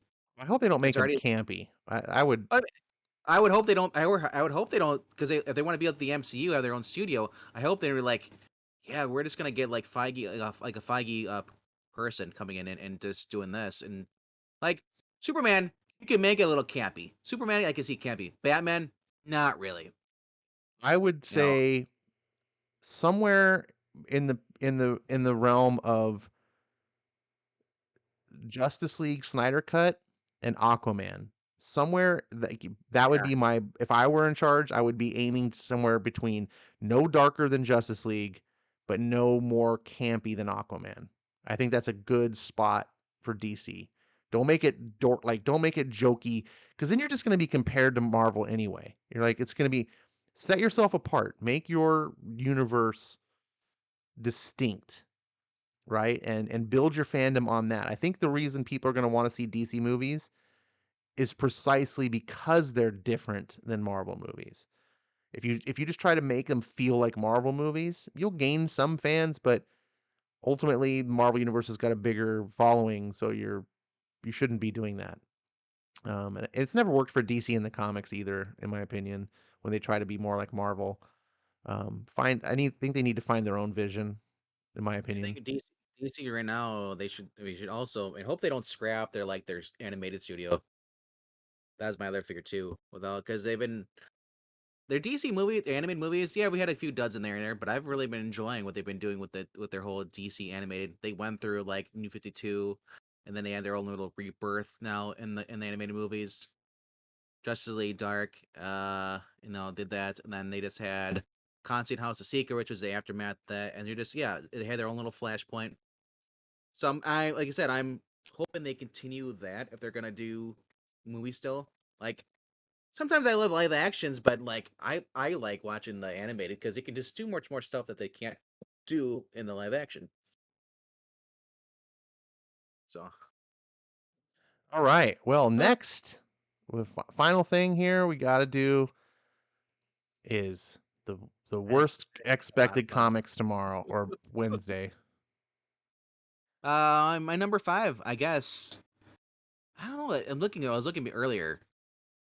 I want to. I'm looking. I'm like, Batgirls has to be on number five. It has to be on the bottom five. But then again, I've never read it though, and I could have sworn that Frugal said he thought it was okay, but not offensively bad. My problem is that title. Why are they called? They're not young kids anymore. Like they're seasoned adults. They're not juvenile kids going around. I'm gonna like Barbara Gordon when we first started in year one. Her like she's not. They're not adolescent teens. They're experienced. So why do they treat them like this? No, to me that's It's offensive. it's just I don't know. It's Cassandra Cain. She can go toe to toe with Batman. It's like she's serious. It's like and just like and you have like spoiler is kind of like the like charismatic. Like if you want to do a book like this, Super Sons. That's where you get this kind of dynamic duo going. Damien was serious, and but he's still a teenager. And then you had Jonathan, who was still a teenager at the time. I Was have to kind of say I'm kind of glad that I don't have to see Superman or sorry, Super Sons being done by Becky Cloonan. if they were de-aged, it'd Like fit her style the way she writes. yeah, but I'm just saying. That's all I'm saying.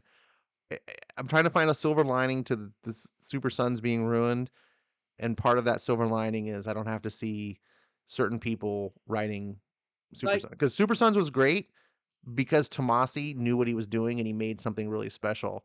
It doesn't mean that anyone else can just jump on it and keep that specialness. so, Um, what really bugs me is going through all of this is like at the very last line of this description, it says like Steph, even still after going after finding the clues, trying to find the Hill Ripper, she still has time to get her flirt on. You go, girl. Literally, that's what I yeah, felt like adding into it. I was like, that was cringe. And this cover, look at this cover. This is just is that Vigilante? What's with the goggles? The I don't sunglasses on? I don't know. That this girl looks like she's a grandmother. Look at the face. Yeah, she's a hip I lesbian. I I don't understand.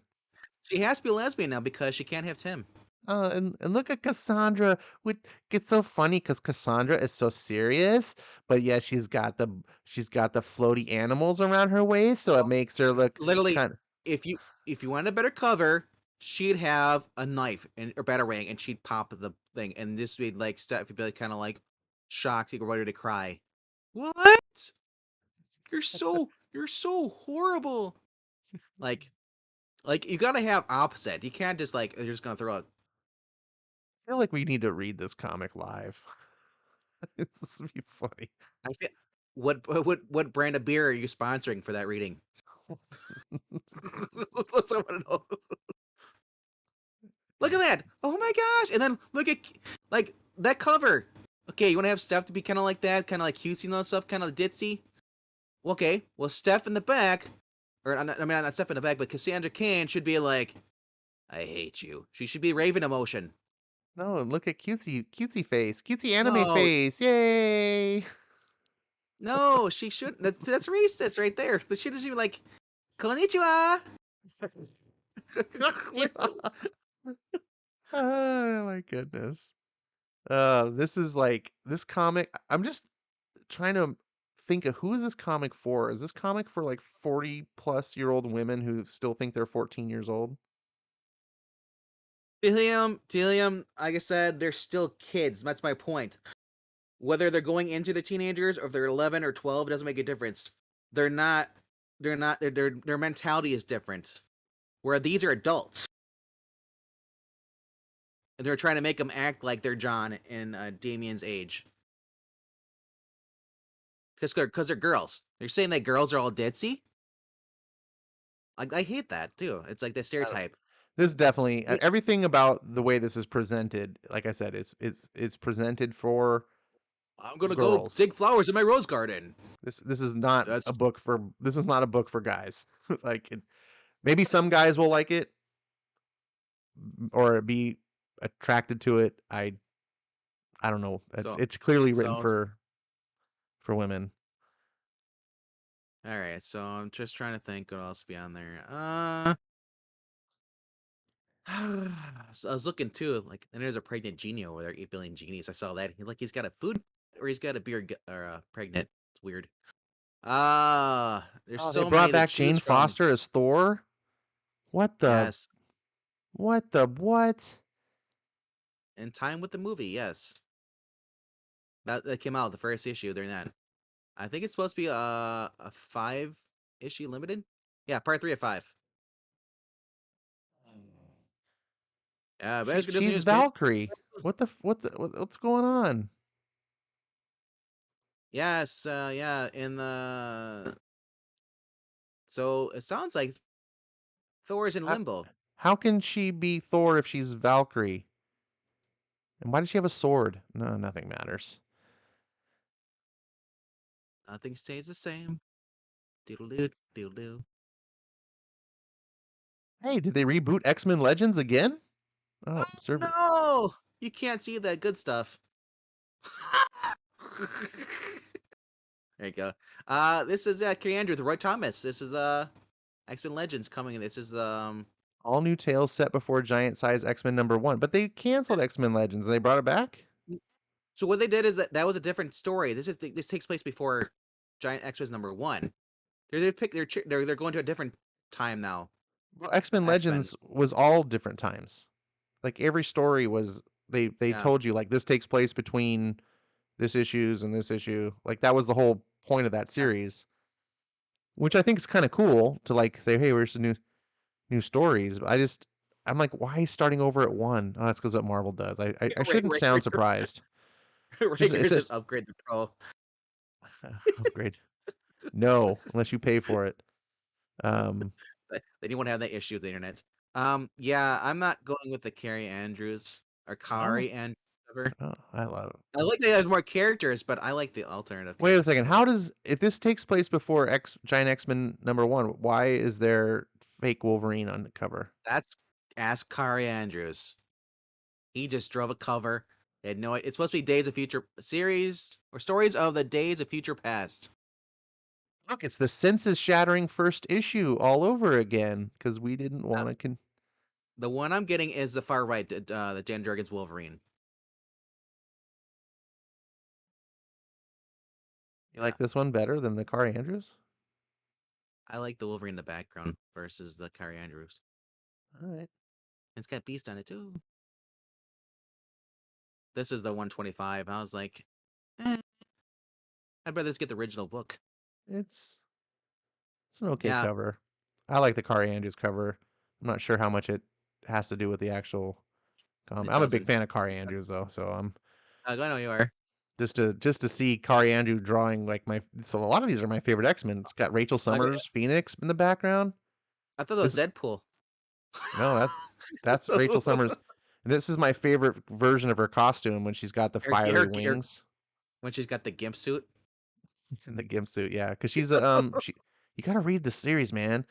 I know, I She's know. a mutant hunter. They're called hounds. So I she always comes saw from her the with the what. I never saw her with the mask on. I always saw her without the mask, and then she has the spikes on her in the red suit. yeah. She doesn't get this suit until she goes into Excalibur. So when she's on the X-Men, she's got a much uglier suit. But this suit is from when she was a hound. In the future, like she was captured by the government and like made to hunt mutants. Yeah, Um, but I just like the design with the fiery wings because she's he's got Phoenix. can't. Ricker says he's got cancer lumps on his back. Wolverine. Yeah, Wolverine is a little bit over ripped here, but um, He looks I like. like exaggerated comic art, so I'm You know what this reminds you of? If X Men were originally a manga instead of Marvel comic book. That's what it looks like. Kari Andrews drawing. If this is the X Men and it's a new manga coming out, kinda yeah. I it's this is just cool. I don't know. I just hate that there's X-23 on the cover. Why is she here? remind you that she's Wolverine. Gotta remind you. uh, Um, I'm not seeing a lot of terrible stuff though, to be honest. I mean, the ones that are always there. I Am Batman. It's always there. It's on number 12. I don't always read that, but offensive stuff. I mean, Captain Carter. I don't even know who's writing it. Jamie McKen. I've never heard of this person. Yeah. The I don't know care if it's an alternate universe. That's I guess cool. Whatever. Like, is that supposed to be Tony Stark there? I mean, and that's Monica's mom on the right. I'm not sure. And that's Steve Rogers down there. Go down. Look at the haircut on the left and the beard. Yeah. Is this Hydra? I Is don't that aim. I have no idea. I don't know But it who looks like this. Iron Man though, doesn't it? Or is it Machine Man?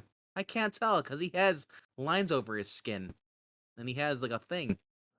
I don't I don't know. know. It's a I weird. hate Captain Carter. The concept of Captain Carter at all just is sh- Captain America. You can't even, that's the thing. They have to call her Captain Carter because it would be stupid to call her Captain America since she's not even American. Um, but whatever. Yeah, that book, I don't know. Just the concept of this, I don't even care.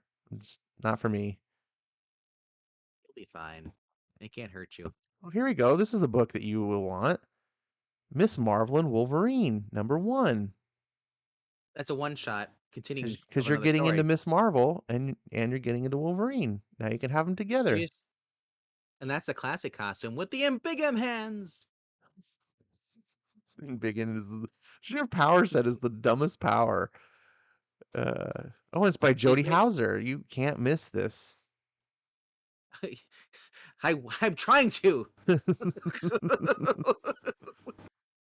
uh, like there's so many ones that are obviously like Nubia. I don't care for that. Gwen Stacy. I All there's a collection of the 3 issues that were canceled, but they're written well. It's Christos Gage, but people said, oh, they're changing it in a little bit though, because before she was with Peter, she was dating this other guy. He was black, which I thought was kind of weird. It was like I remember the comic books. I thought she was like single and was kind of like Flash Thompson was going after her. Like that's all he got. So I don't know. I enjoyed the 3 issues that they had for Crystal because I enjoy Christos Gage as a writing and artist is Todd Knock. oh there you go. That's two Yeah. quality people. But yeah, Super Son. Hey there, I found you trying to hide from me. Oh crap. That's what it looks like. Hey there, you trying to hide? Oh, you caught me in a provocative position there, big boy. Does he have like phasing powers or something? What the hell? No, they're coming out. He's breaking the fourth wall. See how he's ripping the comic book page? It's cover they're Is that on, what that and is? he's phasing through, and then yeah, John's ripping the pages out. He's gonna get impersonal with you with this, you know. It's just yeah. Uh, Skip is talking about the other one that had Jamie McKelvey's art. So is interested in him getting into writing more. Might read the first issue. I like Peggy Carter. The show was good, and Haley Atwell won me over. So I'm into Agent Carter.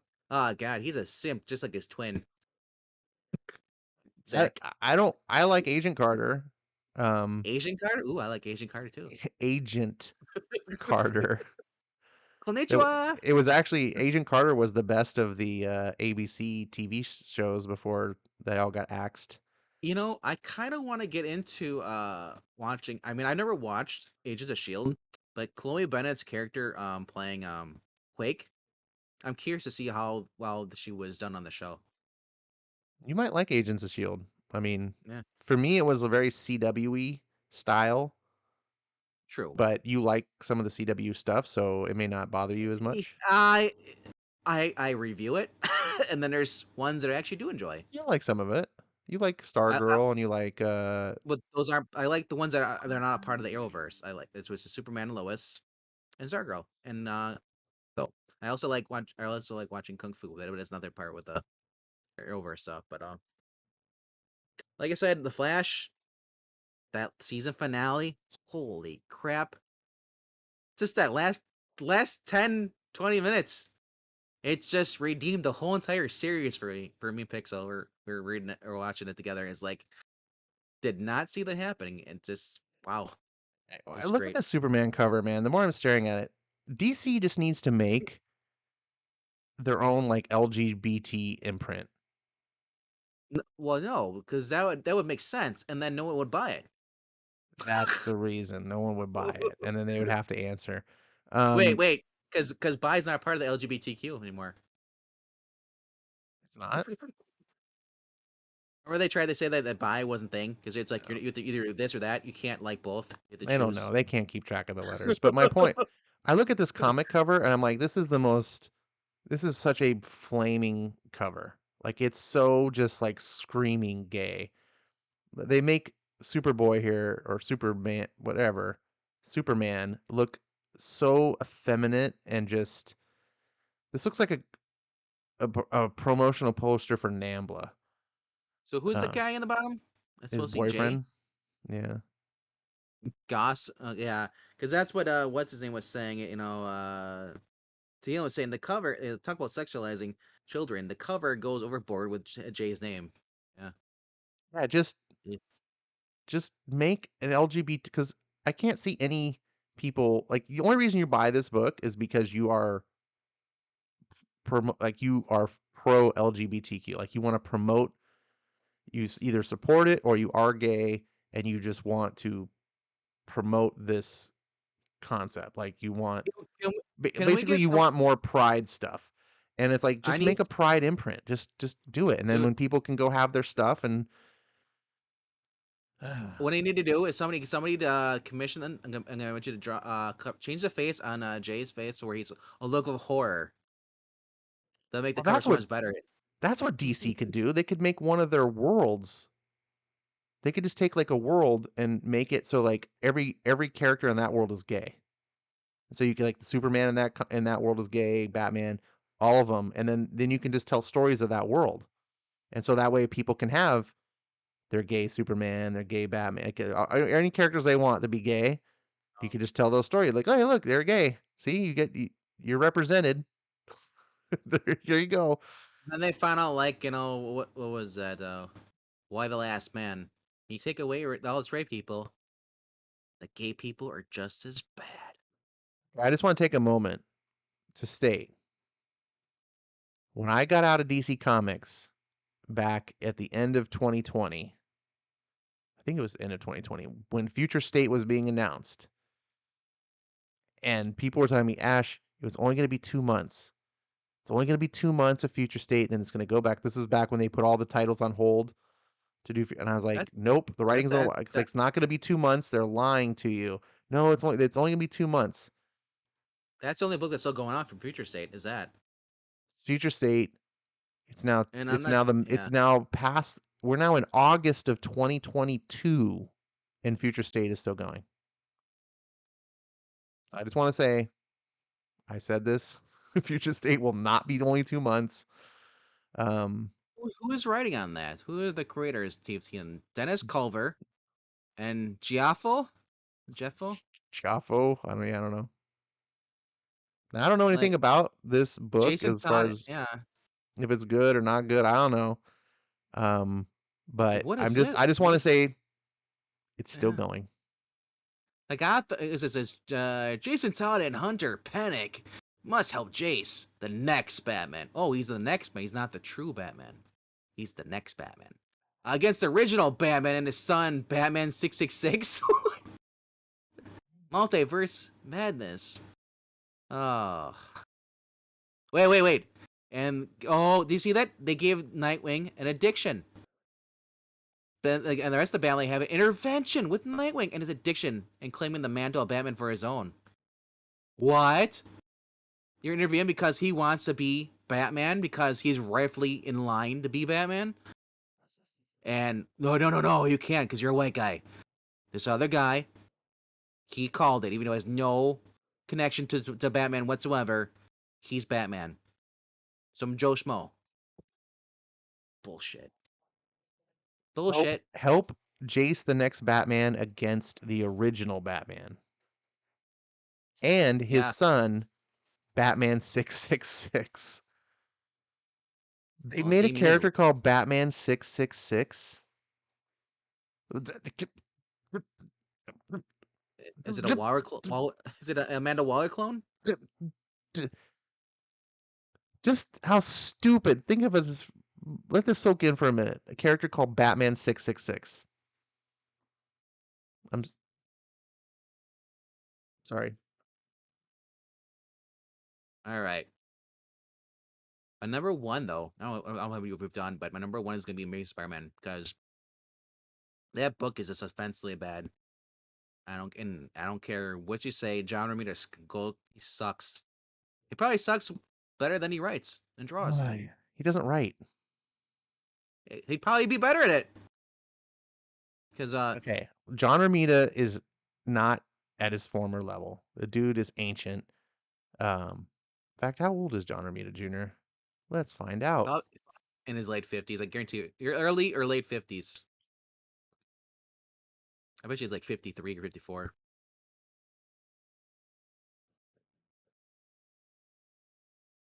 Mm, 65.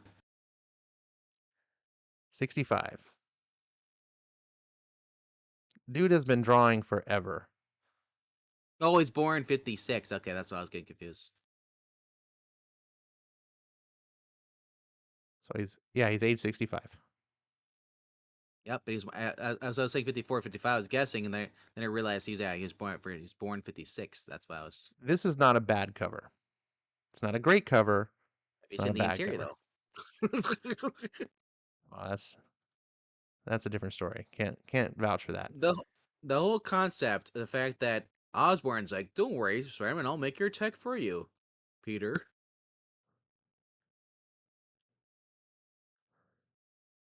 Yeah, I would be having Ryan Otley on Spy. I don't know why. Where did it happen to Ryan Otley?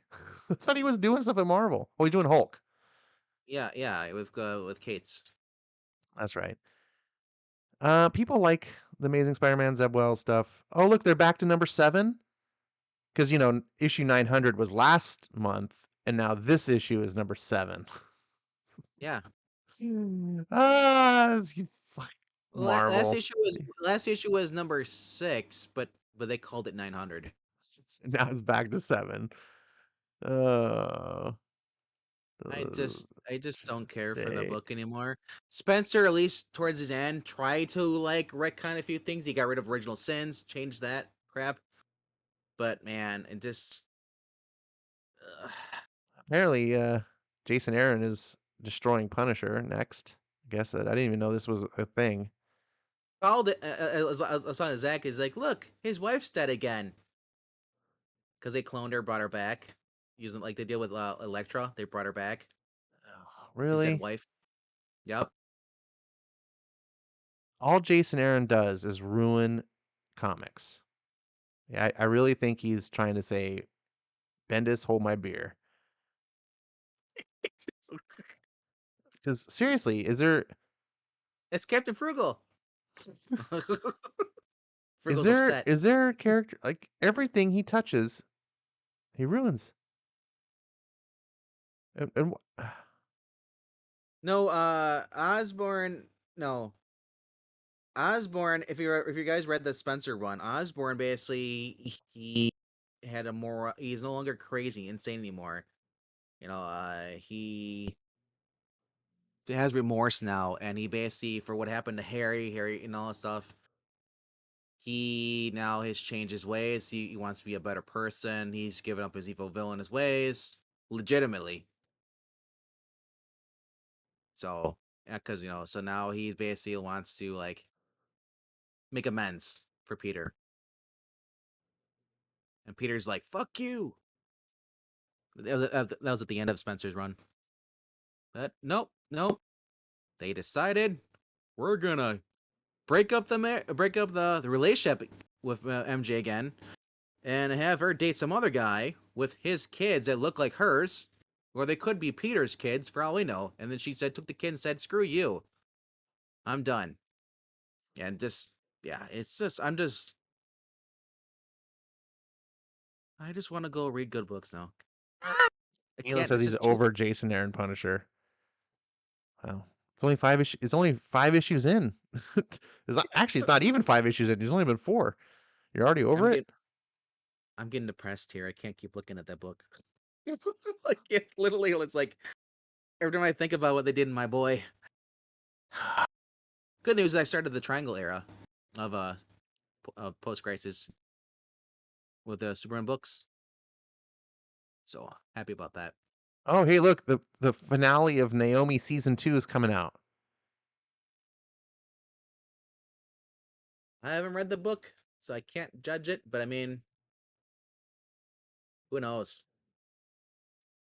I really like this artist that's on the book. I think I read the first issue. I only read the first season. It was terrible, but it had great art. Jamal Campbell, great artist. Um, Yep. it all ends here. We can only hope. The epic conclusion to the Eisner nominated Naomi McDuffie saga. Of course, it was Eisner nominated. Of course. The first series of this was just so awful. Telam says he can't even pick up issue 3 of the Punisher. You only can get through 2 issues, huh? Yikes. I Rhaegar says, saw "What it. does Naomi do? What doesn't she do, Rhaegar? That's the question. You know what she She is? can do anything. You know what she is? She's America Chavez. She punches portals.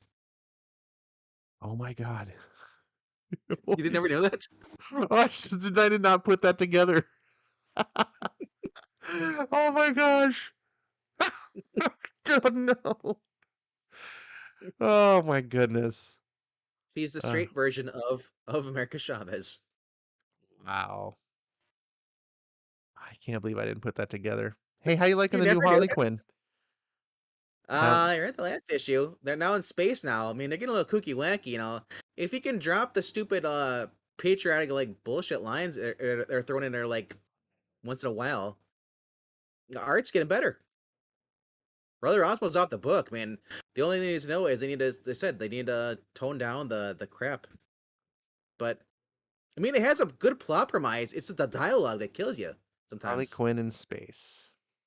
All right. because it ties into what's going on in Dark Crisis. All right. All right. The last issue, she was sent by Mister Terrific, create a team, and she was thrown on there, and like basically like they're gonna send her to space. They need to go to the. Apparently, there's just I don't know if this is canon or what or whatever. Justice League, they had a moon base. I only remember the Watchtower. I'm not a big Justice League person too. They had a base on the moon, and then he sends them on a suicide mission, basically to go to the moon and recover something, the base. So Has anyone read this book, 8 Billion Genies? no, I haven't, but I don't know if anybody else has.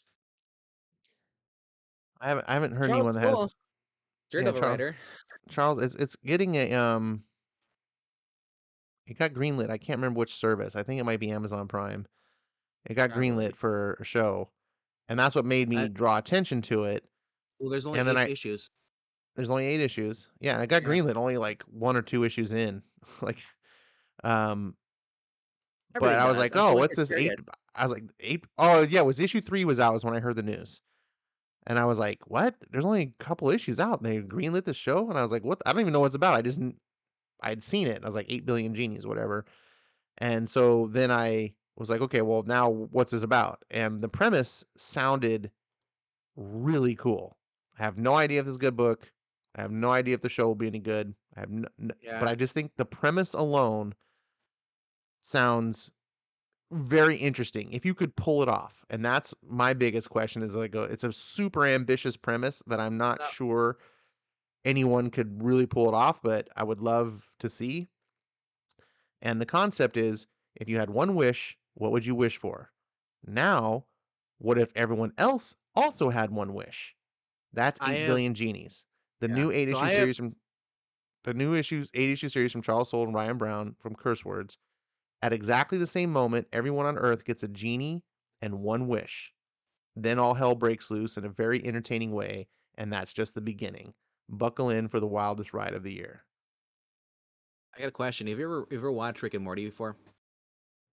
I've watched a couple episodes. There's a character with Mr. Meesey. He posted like you're supposed to press this button or Mr. Meesey comes out and he grants your basically your wish or it does what we need to do. Is it that the problem was that it turned out to the dad, he kept grabbing another one, grabbing another one, grabbing another one because the Misi Misi couldn't do what he wanted to do, so they had to get another one and another one, and they all revolted against him because they got tired of his crap. Because Hmm. they're only supposed to be around for like a minute or two, and someone been there like it's been hours, it's been days, kill me. It's their lifespan. This just makes it when I think of the 8 billion like genies, like are the genies like copies of copies of copies of copies of copies? I have no idea. It's a Yeah, are very they out there premise. the Jenny Here's a Frison Jenny. Here's cover? a Jenny Fristen cover. Yeah, I was gonna say. There you go. Um, Rhaegar says, "Why so many genies?" Well, it's one for each person. Uh, every person has their own personal genie. You get one wish. So 8 billion genies. Technically, I think it would be slightly less than 8 billion, but nope. I don't think the title would be as good if it were like 7.83 billion genies. My question is like, now I want now we don't know this yet, but I'm speculating. Oh, there's Super Mario Brothers over there.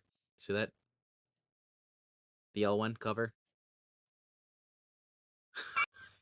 Super Mario Brothers 3. Oh, I thought that Uh, looked familiar. all it's missing is the tail and the hat. No. Uh, like I wonder if the like you make a wish, does it get the verbally speak it, or if you think it, it pops in your head. It's like goes there. It's like, oh, the form has been chosen. Like so you accidentally think of something, it pops up. That's your one wish. Like chaos, like that. That'd be worse. Yeah, I don't know. Like I said, I skipped this. Tehillim says it didn't grab his interest. I totally understand. I mean, especially when you look at this cover. I wish I could be a comic editor in some ways because I think these creators, especially in the independent field, it just this is a terrible cover. I see this on the shelf and I go pass, skip. I just zero interest.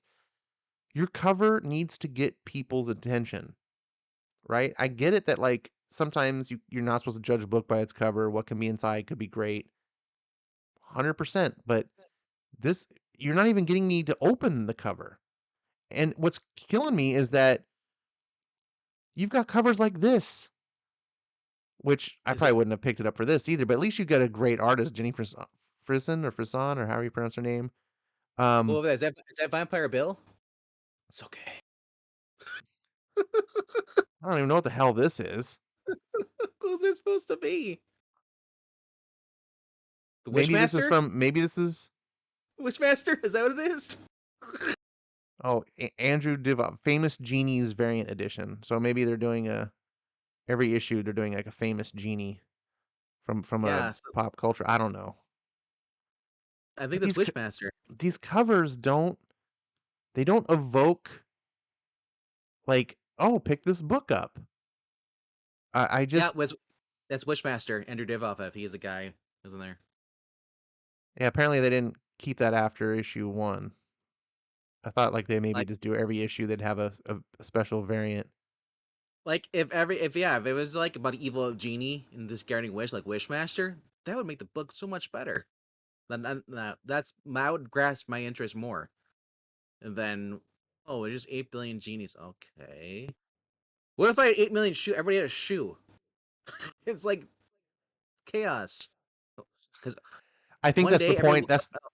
That's the point Yeah. of this comic is that it's chaos. Like you have to It just, you're exploring what would happen if everyone got their own wish, and it would like have you to. gotta have my point is you gotta have a good idea because you could just have like everybody got one wish, but you can throw anything in there. What if this happened? What if like everybody woke up and like and nobody had clothes? Chaos. What's the rest of the story? That's what I want to know because the concept just seems like you could put anything in there with 8 billion and then stuff, and I don't know. Maybe people think that genies are a really cool, interesting concept, but Concept to I me like is what would happen if everyone got a single wish. I like evil gins. That's what I like evil genies. I do too. We Yeah, talked about that before, and there are stories about people getting wishes from a genie and things like that. But what's interesting to me here is not having anything to do with genies. It's really what interesting me is what if every person got a wish? And that's never something I've never seen that explored before. I've seen a person get some wishes. I've seen multiple people get some wishes, but not every single person. And how would that play out?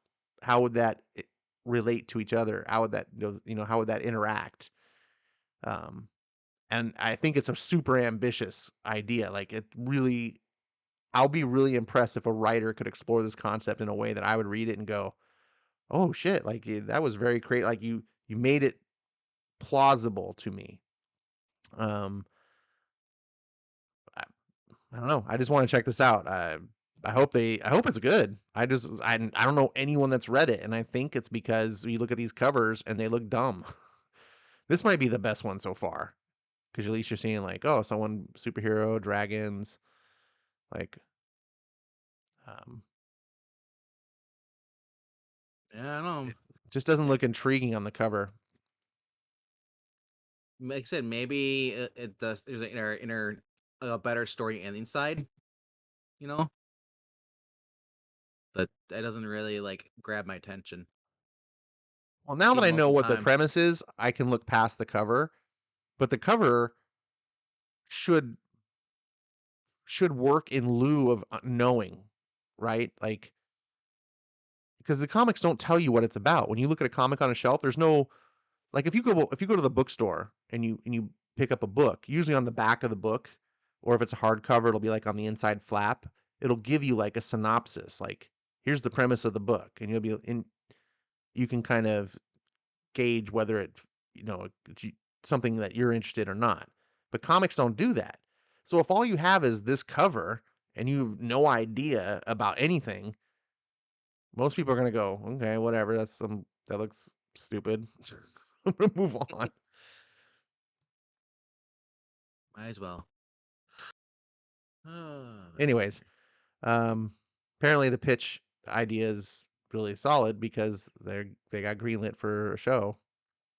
So, and hopefully the show's good. I'm still waiting 2 years later for Chariot. Chariot was only optioned, so And you know who was option 2? Your mother. It was option to my Yeah. boy, Joseph Kosinski, the guy who did Top Gun Oh, Oblivion song? and Oblivion Song Yeah. and Tron Legacy. I can't, dude. Joseph Kosinski is one of my favorite directors. Um, so if he does this, if he adapts Chariot into a movie, it could be amazing. Like I said, if they I always want Chariot to be like oh, be fun to have a video game. That too. Speaking of video games, do you know that's what's coming out next June? Mhm. Unless they cancel it. I mean, RoboCop, dude. A And it RoboCop looks video like game? RoboCop video game, and it looks just like New Detroit, like we saw in the movies. It's got a cyberpunk feel to it. I love That's it. weird. Yeah, it was announced like I guess like a month ago or a couple weeks ago. I saw the gameplay trailer for it. I was just like, this is awesome. It's a first person shooter too. There's a target system. You go up against the Eddies and stuff. All those guys. Huh. Eh, and then I'll have to some. look into that. So then somebody took like RoboCop from the movie, like Peter Weller and stuff, and they put him in Cyberpunk and had him go against the bad guys in Cyberpunk. I was like, this is awesome. Like they just took the movie, they threw him in there, and know that I was like, it totally fit. RoboCop in Night City. uh, Huh, it looks like it says they got a Sandman comic. it's free. It's an introduction to it's probably the 50 cents or less, or I guess introduction It says it's into $0 here. yeah. Well, comic book stores are gonna sell it for 50 cents. I guarantee it. Unless you, Oh, I'm gonna check this out. I have every issue of Sandman except for one, and the one that I don't have, unfortunately, is quite expensive. Um,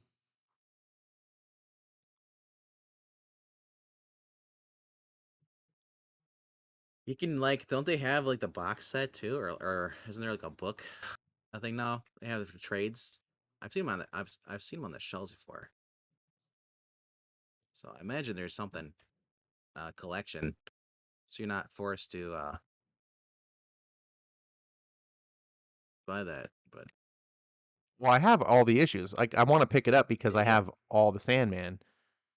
Um, I, the thing that sucks is I don't have the one issue I need is Sandman number 8, and and it's it's like multi out of your hundreds of price. dollars. Um, so I don't know if You'll I'll be ever own fine. Sandman number 8. You'll be all right.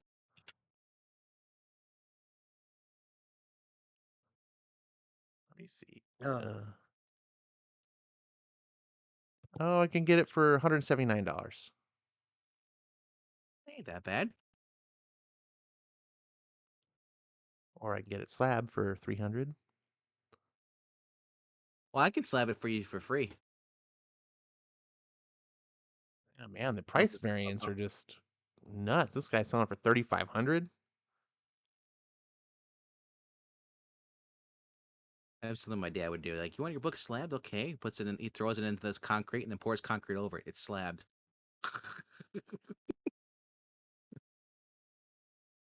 uh, the brave little browser. That's what I call it. Brave. Yep, I use Brave. I use Brave in the Opera So Opera brave. So GX. inspiring. So strong. Ah, yeah, my comic book store sells Sandman number 1. It's slabbed, and it's like $1,000. I was like, Jesus, Really? I should get Wow. my Sandman number 1 slabbed. So here's that Black Lotus. I didn't. Oh, this is a terrible. I hate this cover. There's there's two different covers. I like the second cover with the motorcycle.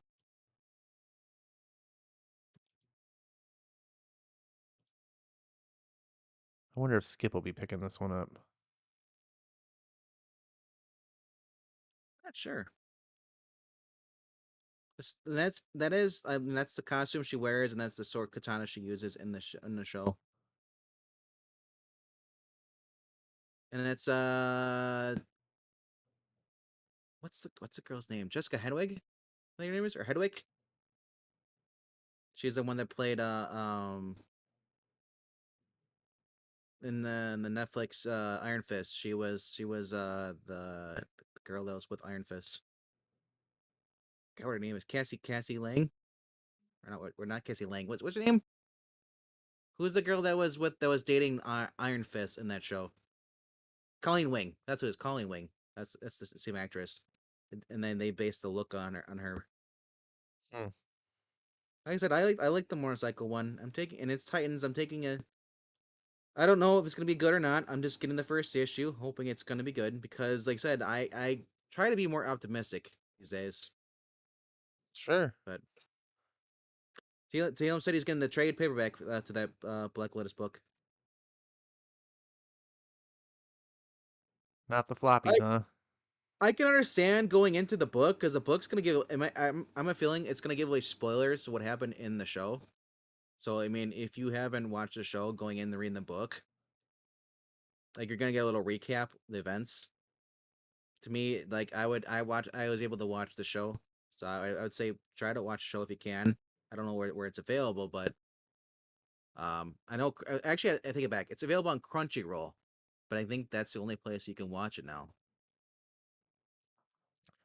Yeah, it's so difficult to watch a lot of these shows because the way streaming is, and unless you get everything, and Or if you don't have cable, too. I mean, it was on cable, but if you don't have cable, it's like okay, like I have cable, but like I don't really watch everything live on cable. I think with Spectrum, I can go back and watch older programs if it's made available, but not every single episode is made available for rewatch later on Spectrum Live. No, Skip says, "Nah, I decided against Black Lotus. Maybe I'll watch the show and get the trade later if I hear good things."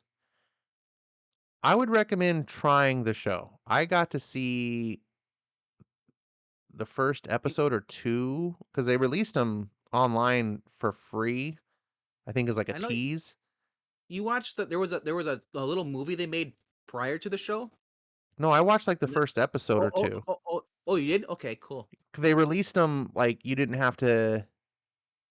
I forget like what service they released them on. With I think it might have been CW. It was on something, and it was like, yeah, you could just watch these, but if you want to watch the rest of it, you have to uh be a subscriber to whatever it was. Yeah, Cartoon Maybe it Network. was I think it Cartoon was. Network.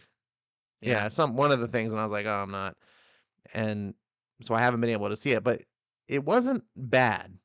It was very interesting. It was very different take on like Blade Runner, which I respected because it'd be very easy for Blade Runner to go like, oh look, it's another Blade Runner like Deckard, and he's cutting down the um, the replicants. sh- it the show focused more on the girl. We don't know if she's a replicant or not.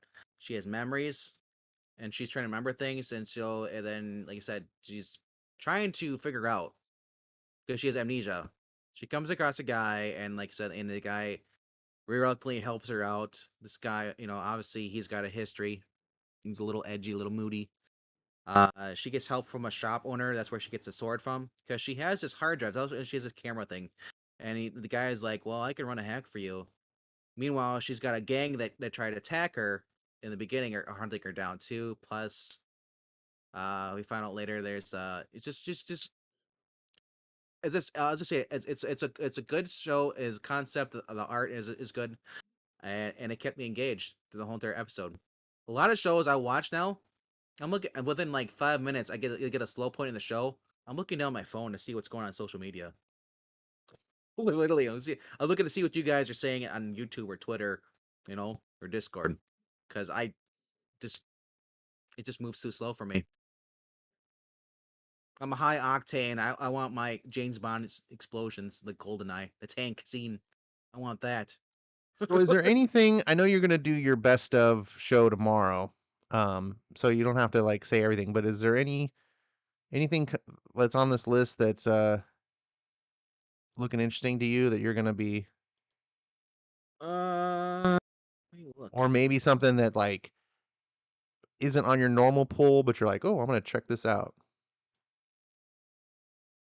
Uh, trying to see. Well, Deceased, I'm kind of hyped for the new Deceased, but I'm like trying not to be overly optimistic because it's like I don't know if Tom Taylor is gonna end up like Tom King and just like crap the bed because DC versus Vampires, that's Rosenberg, and I forgot who else is writing with him too, but that's been horrible. Um, Well, you said you are picking up Black Lotus, though. So Black that's Lotus, I'm one. getting that. That's So one that's of them. one. I'm gonna give Absolution another try, and that's on my pull list. I just my top five though, but This has caught my eye. I don't know anything about this, but it's got two Samurai things I Dog. like. I love samurai, and I love dogs. Uh, well, actually, Um, you know what I'm gonna try tomorrow? I threw it on my pull list earlier today. The new James Bond book. There's a new James Bond. And it's through Dynamite, and it is written by Philip Kennedy Johnson. Not my first choice for a writer, but the art looks pretty good. It's Marco Finnegan doing the art, and wow, like I said, like it's not normally a book I'd be picking up, but I was looking at the alternate covers, and it was just like it just sounds pretty cool. I mean, wasn't Vita Alea doing a James Bond series back in the day? I think she did one series. Um, I'm gonna read the Did premise here of this Go ahead. samurai doggy. During the Fourth War of the Sun, a small dog named Doggy experienced an irreparable trauma. His mother was brutally murdered, and his 8 By brothers, cat. still puppies, were kidnapped by a mysterious man. To save them, Doggy fought bravely against the terrible killer, but all his efforts were in vain, and he was left for dead. What nobody imagined was that a technological vulture scavenging the region for corpses would be the one to rescue the dying dog from death's scythe. Now Doggy has become Samurai Doggy, and his only goal is to quench his thirst for revenge. Yeah, man, I think I might pick this up. It's Aftershock. Aftershock's been doing some cool stuff, man. Aren't they the guy one that does that kaiju score book? I'm not sure. You'd have to So, click on. Is there a thing you click on? um, Aftershock Comics. Yeah.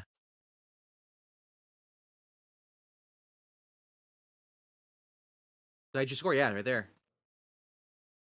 Steal from the Gods. they do Chicken Devil. Chicken Devil was Yep, that was another one. Bunny Mask. What yeah. was the other one? Aftershock's been doing. Oh, and they do the We Live. Relive. Yep, and Starships Gotta Die. Gotta Die. Is that one? I don't know anything about this. Is that good? I haven't. I didn't. It was all a while back, a couple months Oh, ago. I don't know if anybody read it though. yeah. I might pick up the Samurai Doggy. If hopefully my store ordered some. That's the other problem. Um, Kaiju Score was kind of cool. It wasn't my style of book, but I could definitely see a lot of people being into it. Same with Chicken Devil. Chicken Devil was also really cool. Not 100% my it's one of these things I really respect what they're doing, and I think if I find when they hit what I want, maybe it'll be and I don't know, I just come on, it's a samurai dog. Everyone's just anyone that's listening is like, "This guy's crazy." Oh, Skip says that it just woke factor on the samurai or the starships book. Okay. I know there was something that we were making fun of it for. I just couldn't remember what it was.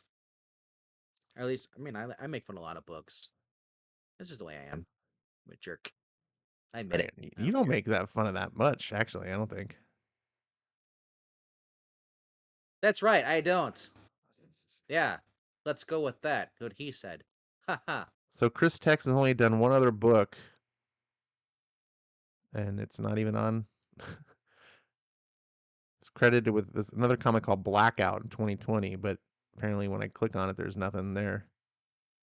So this is that's I'll pick up an issue. That's the thing about a lot of these type of books. I like trying to pick up books that probably aren't going to be easy to find like digitally because I could just pick this up digitally, but it might not be available.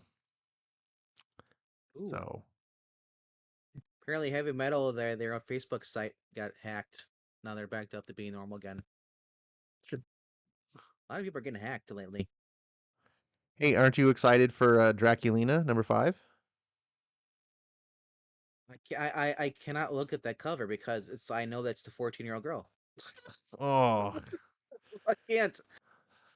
Christopher oh, Priest. Christopher Pito. oh. Hey, there's a new Red Sonja book. Yep, yep. Red's I'm getting both. There's both fairy tales this week. Red Sonja Fairy Tales. Different What writers, it? and the writers I'm not used to. Jordan Clark, never heard of him. But there's supposed. I think it's the Vampirilla has another writer. I think it's. I forget what it's supposed to be, but It's an interesting premise, man. Like yeah, they're telling you like a classic fairy tale, Jack and the Beanstalk, but instead they're putting Red Sonja in the story. yeah. It's like It's Fables and almost like Fables what crossover. if Sonya was Jack and the Mm, Beanstalk? There's supposed to be a Vampirilla one too, though. I'm not sure where it is. There, on the far right. She's Red Riding Hood, Oh, interesting. All right. and it's a Asian writer. I'm not sure if she's Japanese or Korean or Chinese. What is up with this cover? Good Lord. IDW is just the worst freaking publisher. Why? But these are the trades. 100 pages for $7. These collects the original Yeah, they're just like doing stories. reprints, but they're just look at this cover. Ugh. To be fair, I never cared for Storm Shadow anyway. He was kind of lame, I just don't like that cover. but regardless, yeah. Still make your cover good for the people who do like Storm Shadow. Yeah, Um what else is looking oh, I'm getting Prodigy. This is a cool series. I like the song.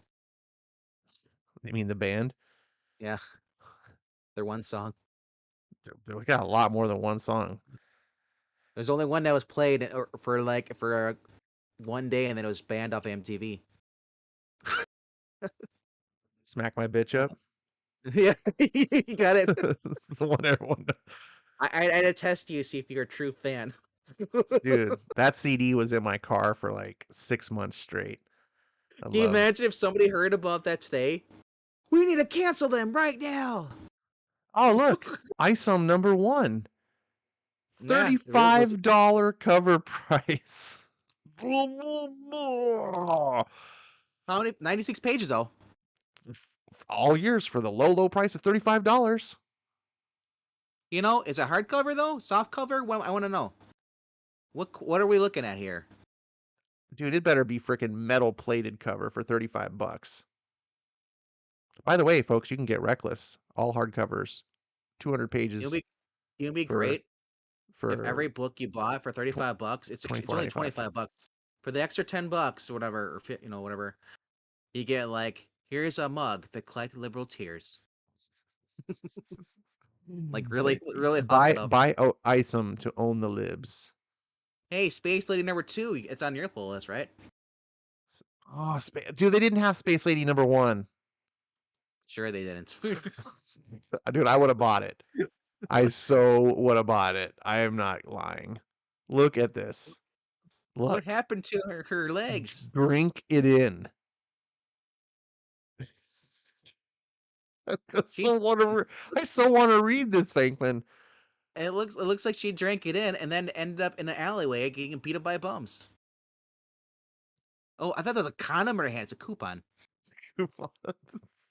I was like, dang. Look at this cover. It's This amazing. this cover promotes Asian hate. It's Just being amazing. I so want to read this so bad.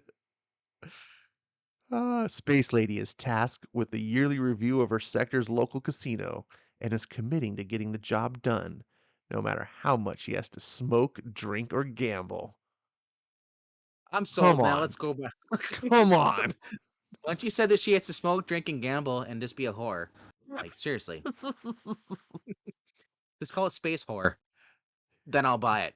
Seriously. I like a comic that doesn't pretend to be something it's not. It knows what it is.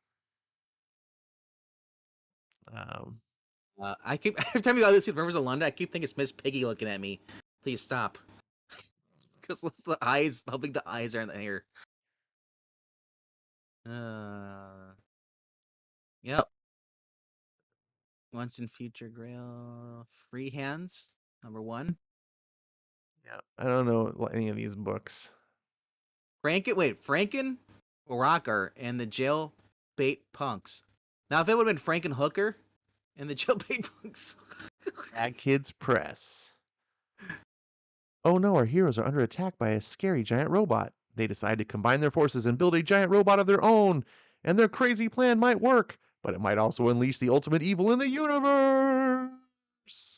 Like, okay, you want to do this? Let's take the concept of the kids from Stranger Things and they build like a cardboard robot box and then they film it. That's how you do. Like, because that's the level of commitment you're gonna get there. It just looks like something beyond Adult Swim. Look at that. Yeah, this is underground comics. This is how like, indies were when I was young. Just I feel bad for you, bizarro son. weird shit. Just I can um see, I can see why you're finally just getting in the indies now. yeah. Well, You're nowadays like, there's all these small presses. Before it was just Marvel and DC.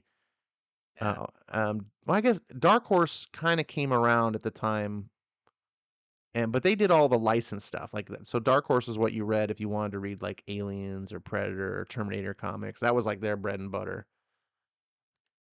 Um, no, but the Cook of the RoboCop, Vampirella, Cook the of the fairy Vampirella tales. one. Oh, yeah, right there. She's an artist, but they don't list the writer. Or no, she is writing credits. Sue Lee. On the other book, she's the artist and the cover artist and the very cover artist. Now she's writing on this book. She Isn't did that weird? she did the cover, but not the interior. Weird. Look, yeah, she did cover and she did the variant cover, but she's also writing on the other book. She's doing the cover art She's doing the cover for for the the Red Sonja one. Red Sonja. Yeah, Well, see, that I she's a guess cover. that kind of makes sense. Like it gives you a visual consistency. Same artist doing both these covers. Apparently, they're giving her a chance to start writing. So I don't know. Amy Cho was pretty damn good for a writer. You know, uh, Dynamite does so many damn covers, man. I know, and like buy their variant covers. Like as far as like the ultraviolet, I hate that shit. Just like how many? There's 10 covers for this. Each cover comes with a black light, so you can. My comic store probably won't even have 10 of these issues. My comic book store I go to, he stopped getting Walking Dead for the most part. He was only ordering like 2 issues, 2 or 3 issues, because nobody was buying. And as soon as he dropped down, now everyone's asking where they are. Yeah, I've had my comic book store doing that too. It was a what was it the book that I'm getting the Texas Blood, that Texas Blood. So I bought that lot Yeah, off of Englandtine's auction, yeah. and I needed so I had 1 through 13 from Englantine. So I needed issue 14, which came out at the time it had come out the previous month. So issue 16 just came out, but at the time 15 was the newest. So it was like the previous month. So it should have been on the recent wall. And I'm like, oh, no big deal. Like That Texas Blood's not a huge hot book. It's only been a month. I'm sure I'll go get a copy. Went dull blank. Like there's no tech. I was like, what the hell? You guys don't have any copies of That Texas Blood? And the girl there that I always deal with, she's like, what? We totally should have that. We're like, sold out. They're like, what the hell? Why is it sold out? I'm like, I don't know. I just started picking up the book. But it's because they drop their orders, and then all of a sudden, as soon as anyone, what happens is, if you just get like a couple people decide to start buying the book, they sell out because the print runs are so small, or the orders are so small. Well, like I said, it's just I told him like I like the connecting covers, so I get the variant covers. So I'm getting that. Plus, sometimes a lot of times I get the original cover too.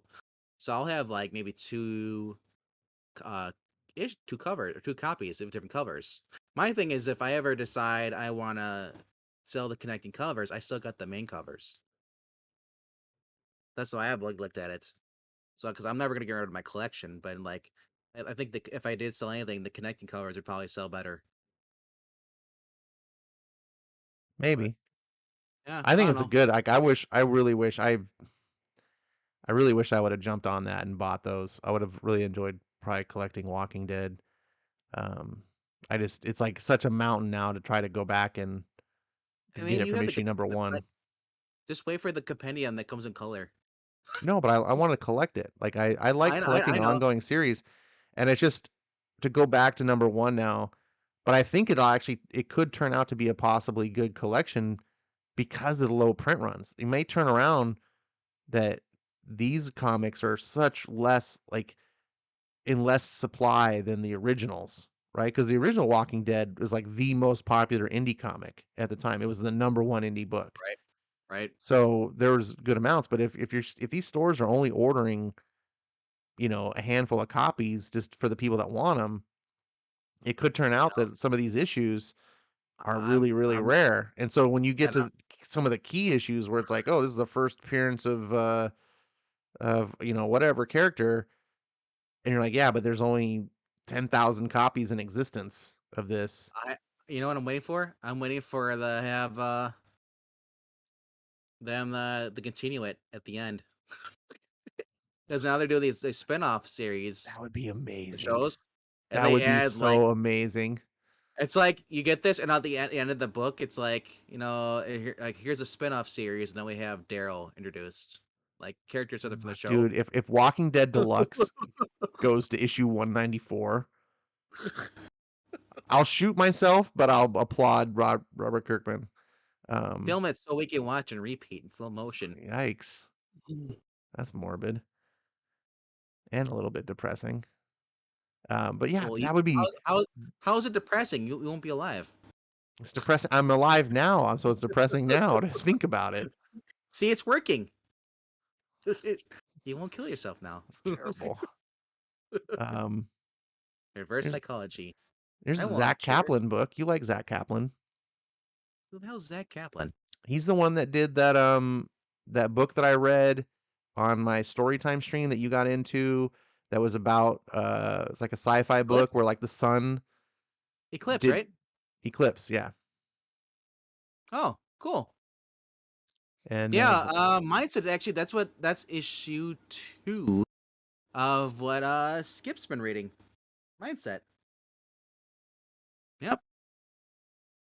and Vault is a pretty good publisher. Like I never hear anyone say bad things about Vault books. I miss the drink. I do too. It's like I get sad every time I hear that. Oh well. Ugh. Is it getting about that time? Go to bed. Is the late night comics over? I know I have to go vote tomorrow for state election and all that stuff. Oh Gotta yeah, do that. Yeah. the communists actually allow voting out there in Wisconsin. Oh, we have guns still, unlike Oh, California. that's good. I show with my case of beer, my Bible, and my shotgun, and I vote gunpoint. Well, Ay, I'm ay, not the ay. one at gunpoint, unlike California. In California, you are at gunpoint. Ah. Uh, oh, Cal, I'm fortunate to be in San Diego. That's all I can say. The variance California reminds it. Dreamin'. Yeah, California Dreamin'. Oh, did Dynamite get the license for, or did Dynamite always have James Bond? I think they did at least have the license. I could It's be Philip. wrong. I think Dark Horse maybe had it for. It's I'm not Philip. sure. It's Philip Kennedy Johnson though. I know.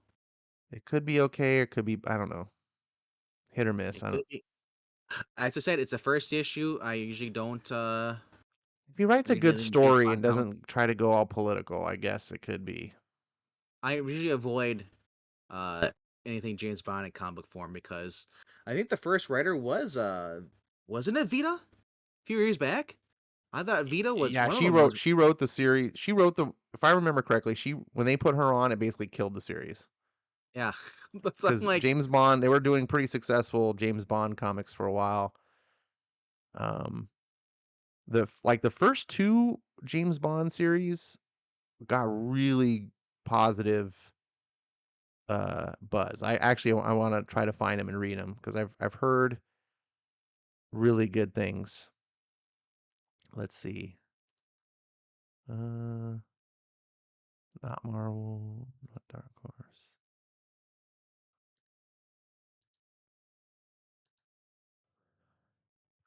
I think it was. God, it's so tough when there's just so many damn volumes. I think in 2018 for James Bond. I think that was 2018 when Vita was on, or just beginning of 2019. Could have been 2020 for all I know. I want to say end of 19, middle 19.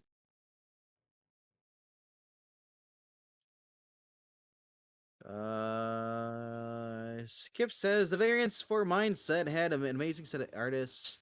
Rager says you're still in California. Home of the gruesome Newsome. So Varger, however you pronounce this, was supposed to be one of the good ones. Barger. It's Vargr. And then there Okay. was another one. I'm just seeing Dynamite.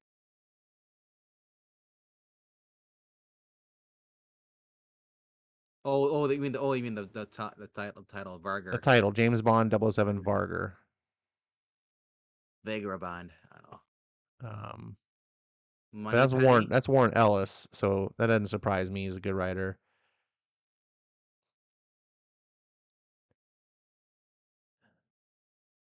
Yeah, I heard like the first two series were good.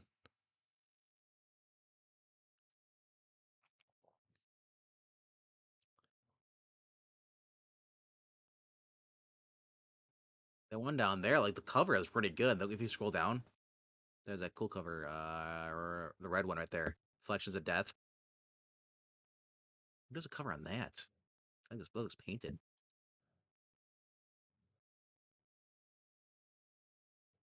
It's a hardcover. Oh, it's written by Gail Simone. Yeah. This would be Right, great. right Gail back. Simone, James Bond. Mark Oh, Gail Simone Vita and Andy Diggle and and Greg Pak and Mark Russell and Vita Ayala and Danny Lore. Oh my God, this is just a celebration who of who does the cover A-list though? writers. Who's the I don't care that. Who's the cover artist? You're like, I don't give That's a all. shit. Just tell me who the cover artist is. That's exactly. I don't give a shit about that. I I just don't see a bunch of know. artists. They don't say Come who the on, cover artist is. because that's a cool cover. Looking at that, It I is. love It's got that. a very pulpy, like Pulp Fiction kind of. It is a cool cover. Is this the trade you're looking at? Yeah, this is a hardcover. Okay. Is there a individual somewhere? Let's click on series once. See if that takes anything. Or I don't know. Uh,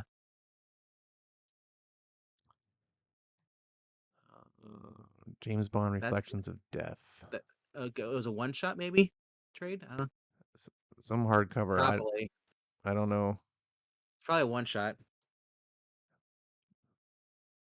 These are all like one shot trades. Oh, here's Casino Royale adapted. I like this cover. Ian Fleming, it's okay, and Van Jensen bringing it to the comic book. But it's yeah, Hmm. Yeah, I've never read any James Bond comics, but I did hear that the Varger was one of the good ones. I think Warren Ellis did two series for James Bond. I don't know what the other one was. Oh, we'll find out. Anyways, it's late. It's time to go. I think everyone's getting sleepy. Um, If you made it for 4 hours and didn't buy one book, you didn't win. Still waiting for Marania to say go. Maranya, I don't think she ever was here. No, she Was never she? was. She doesn't show up for your shows anymore. She doesn't. She doesn't like me. She said go and she left.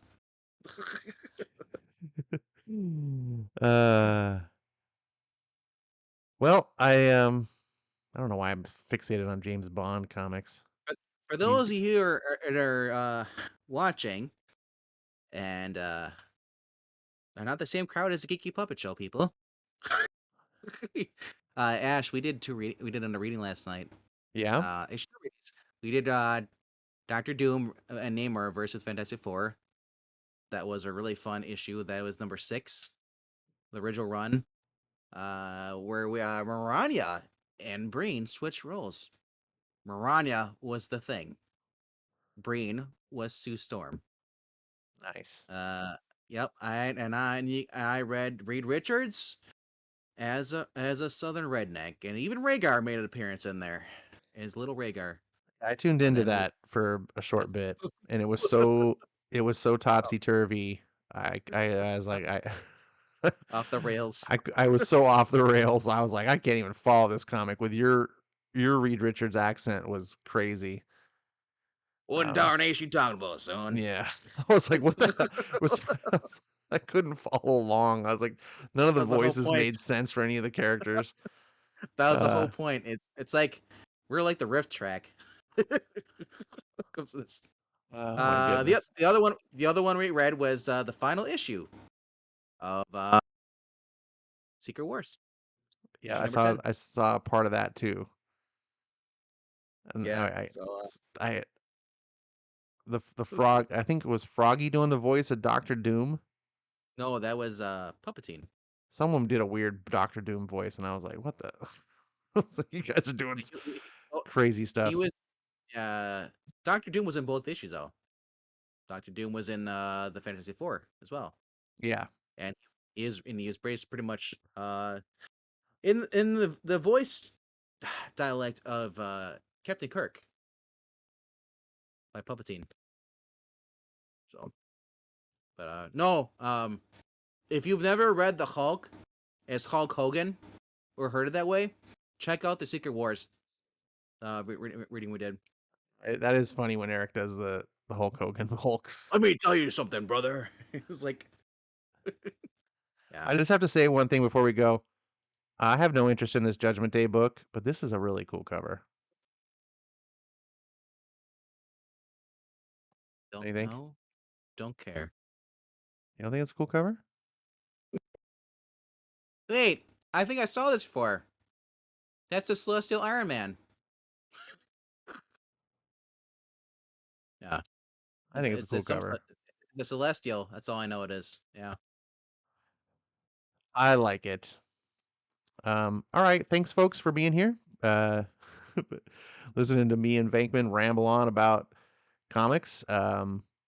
Please, if you enjoy the boys stuff at all, not necessarily us talking about it, but just the comics, please join us and read them. We'd love some more feedback just about the book and different opinions, because Vankman and I aren't the only ones that have any thoughts about the book, I'm sure. It's really, I would recommend giving it a try. If it seems like, if you've seen the show and you're like, maybe, because the book has a lot more heart than it lets on, in my opinion. It is very crude and A little crass. more cock. It is crude and crass, but it doesn't really show. It's just a lot of toilet humor, a lot of talk without actual. But anyways, anything you want to say before we sign off for good?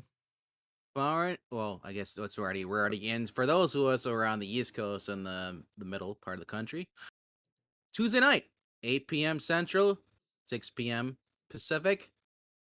Stop over at top five. I'm being joined by Skip and Tosh. Oh Zach yeah. is out on vacation. Um, if you see him on social media, chastise him because he's not supposed to be checking out see what we're doing. He's supposed to be paying attention to his wife for a week. Hmm. All right. All right. So I think I might be able to tune in to that. So hopefully you guys have some good positive stuff to talk about. I do like good comics. Um, I like comics in general. I like the bad ones and the good ones because you I can like talk about either one. oh. All right, man. Well, it's that time. It's late. I'm already watching the audience disappear. Um, Now we dance. now we go. Sorry. Thank you guys for being here. Um, and yeah, see you next week, hopefully. Goodbye.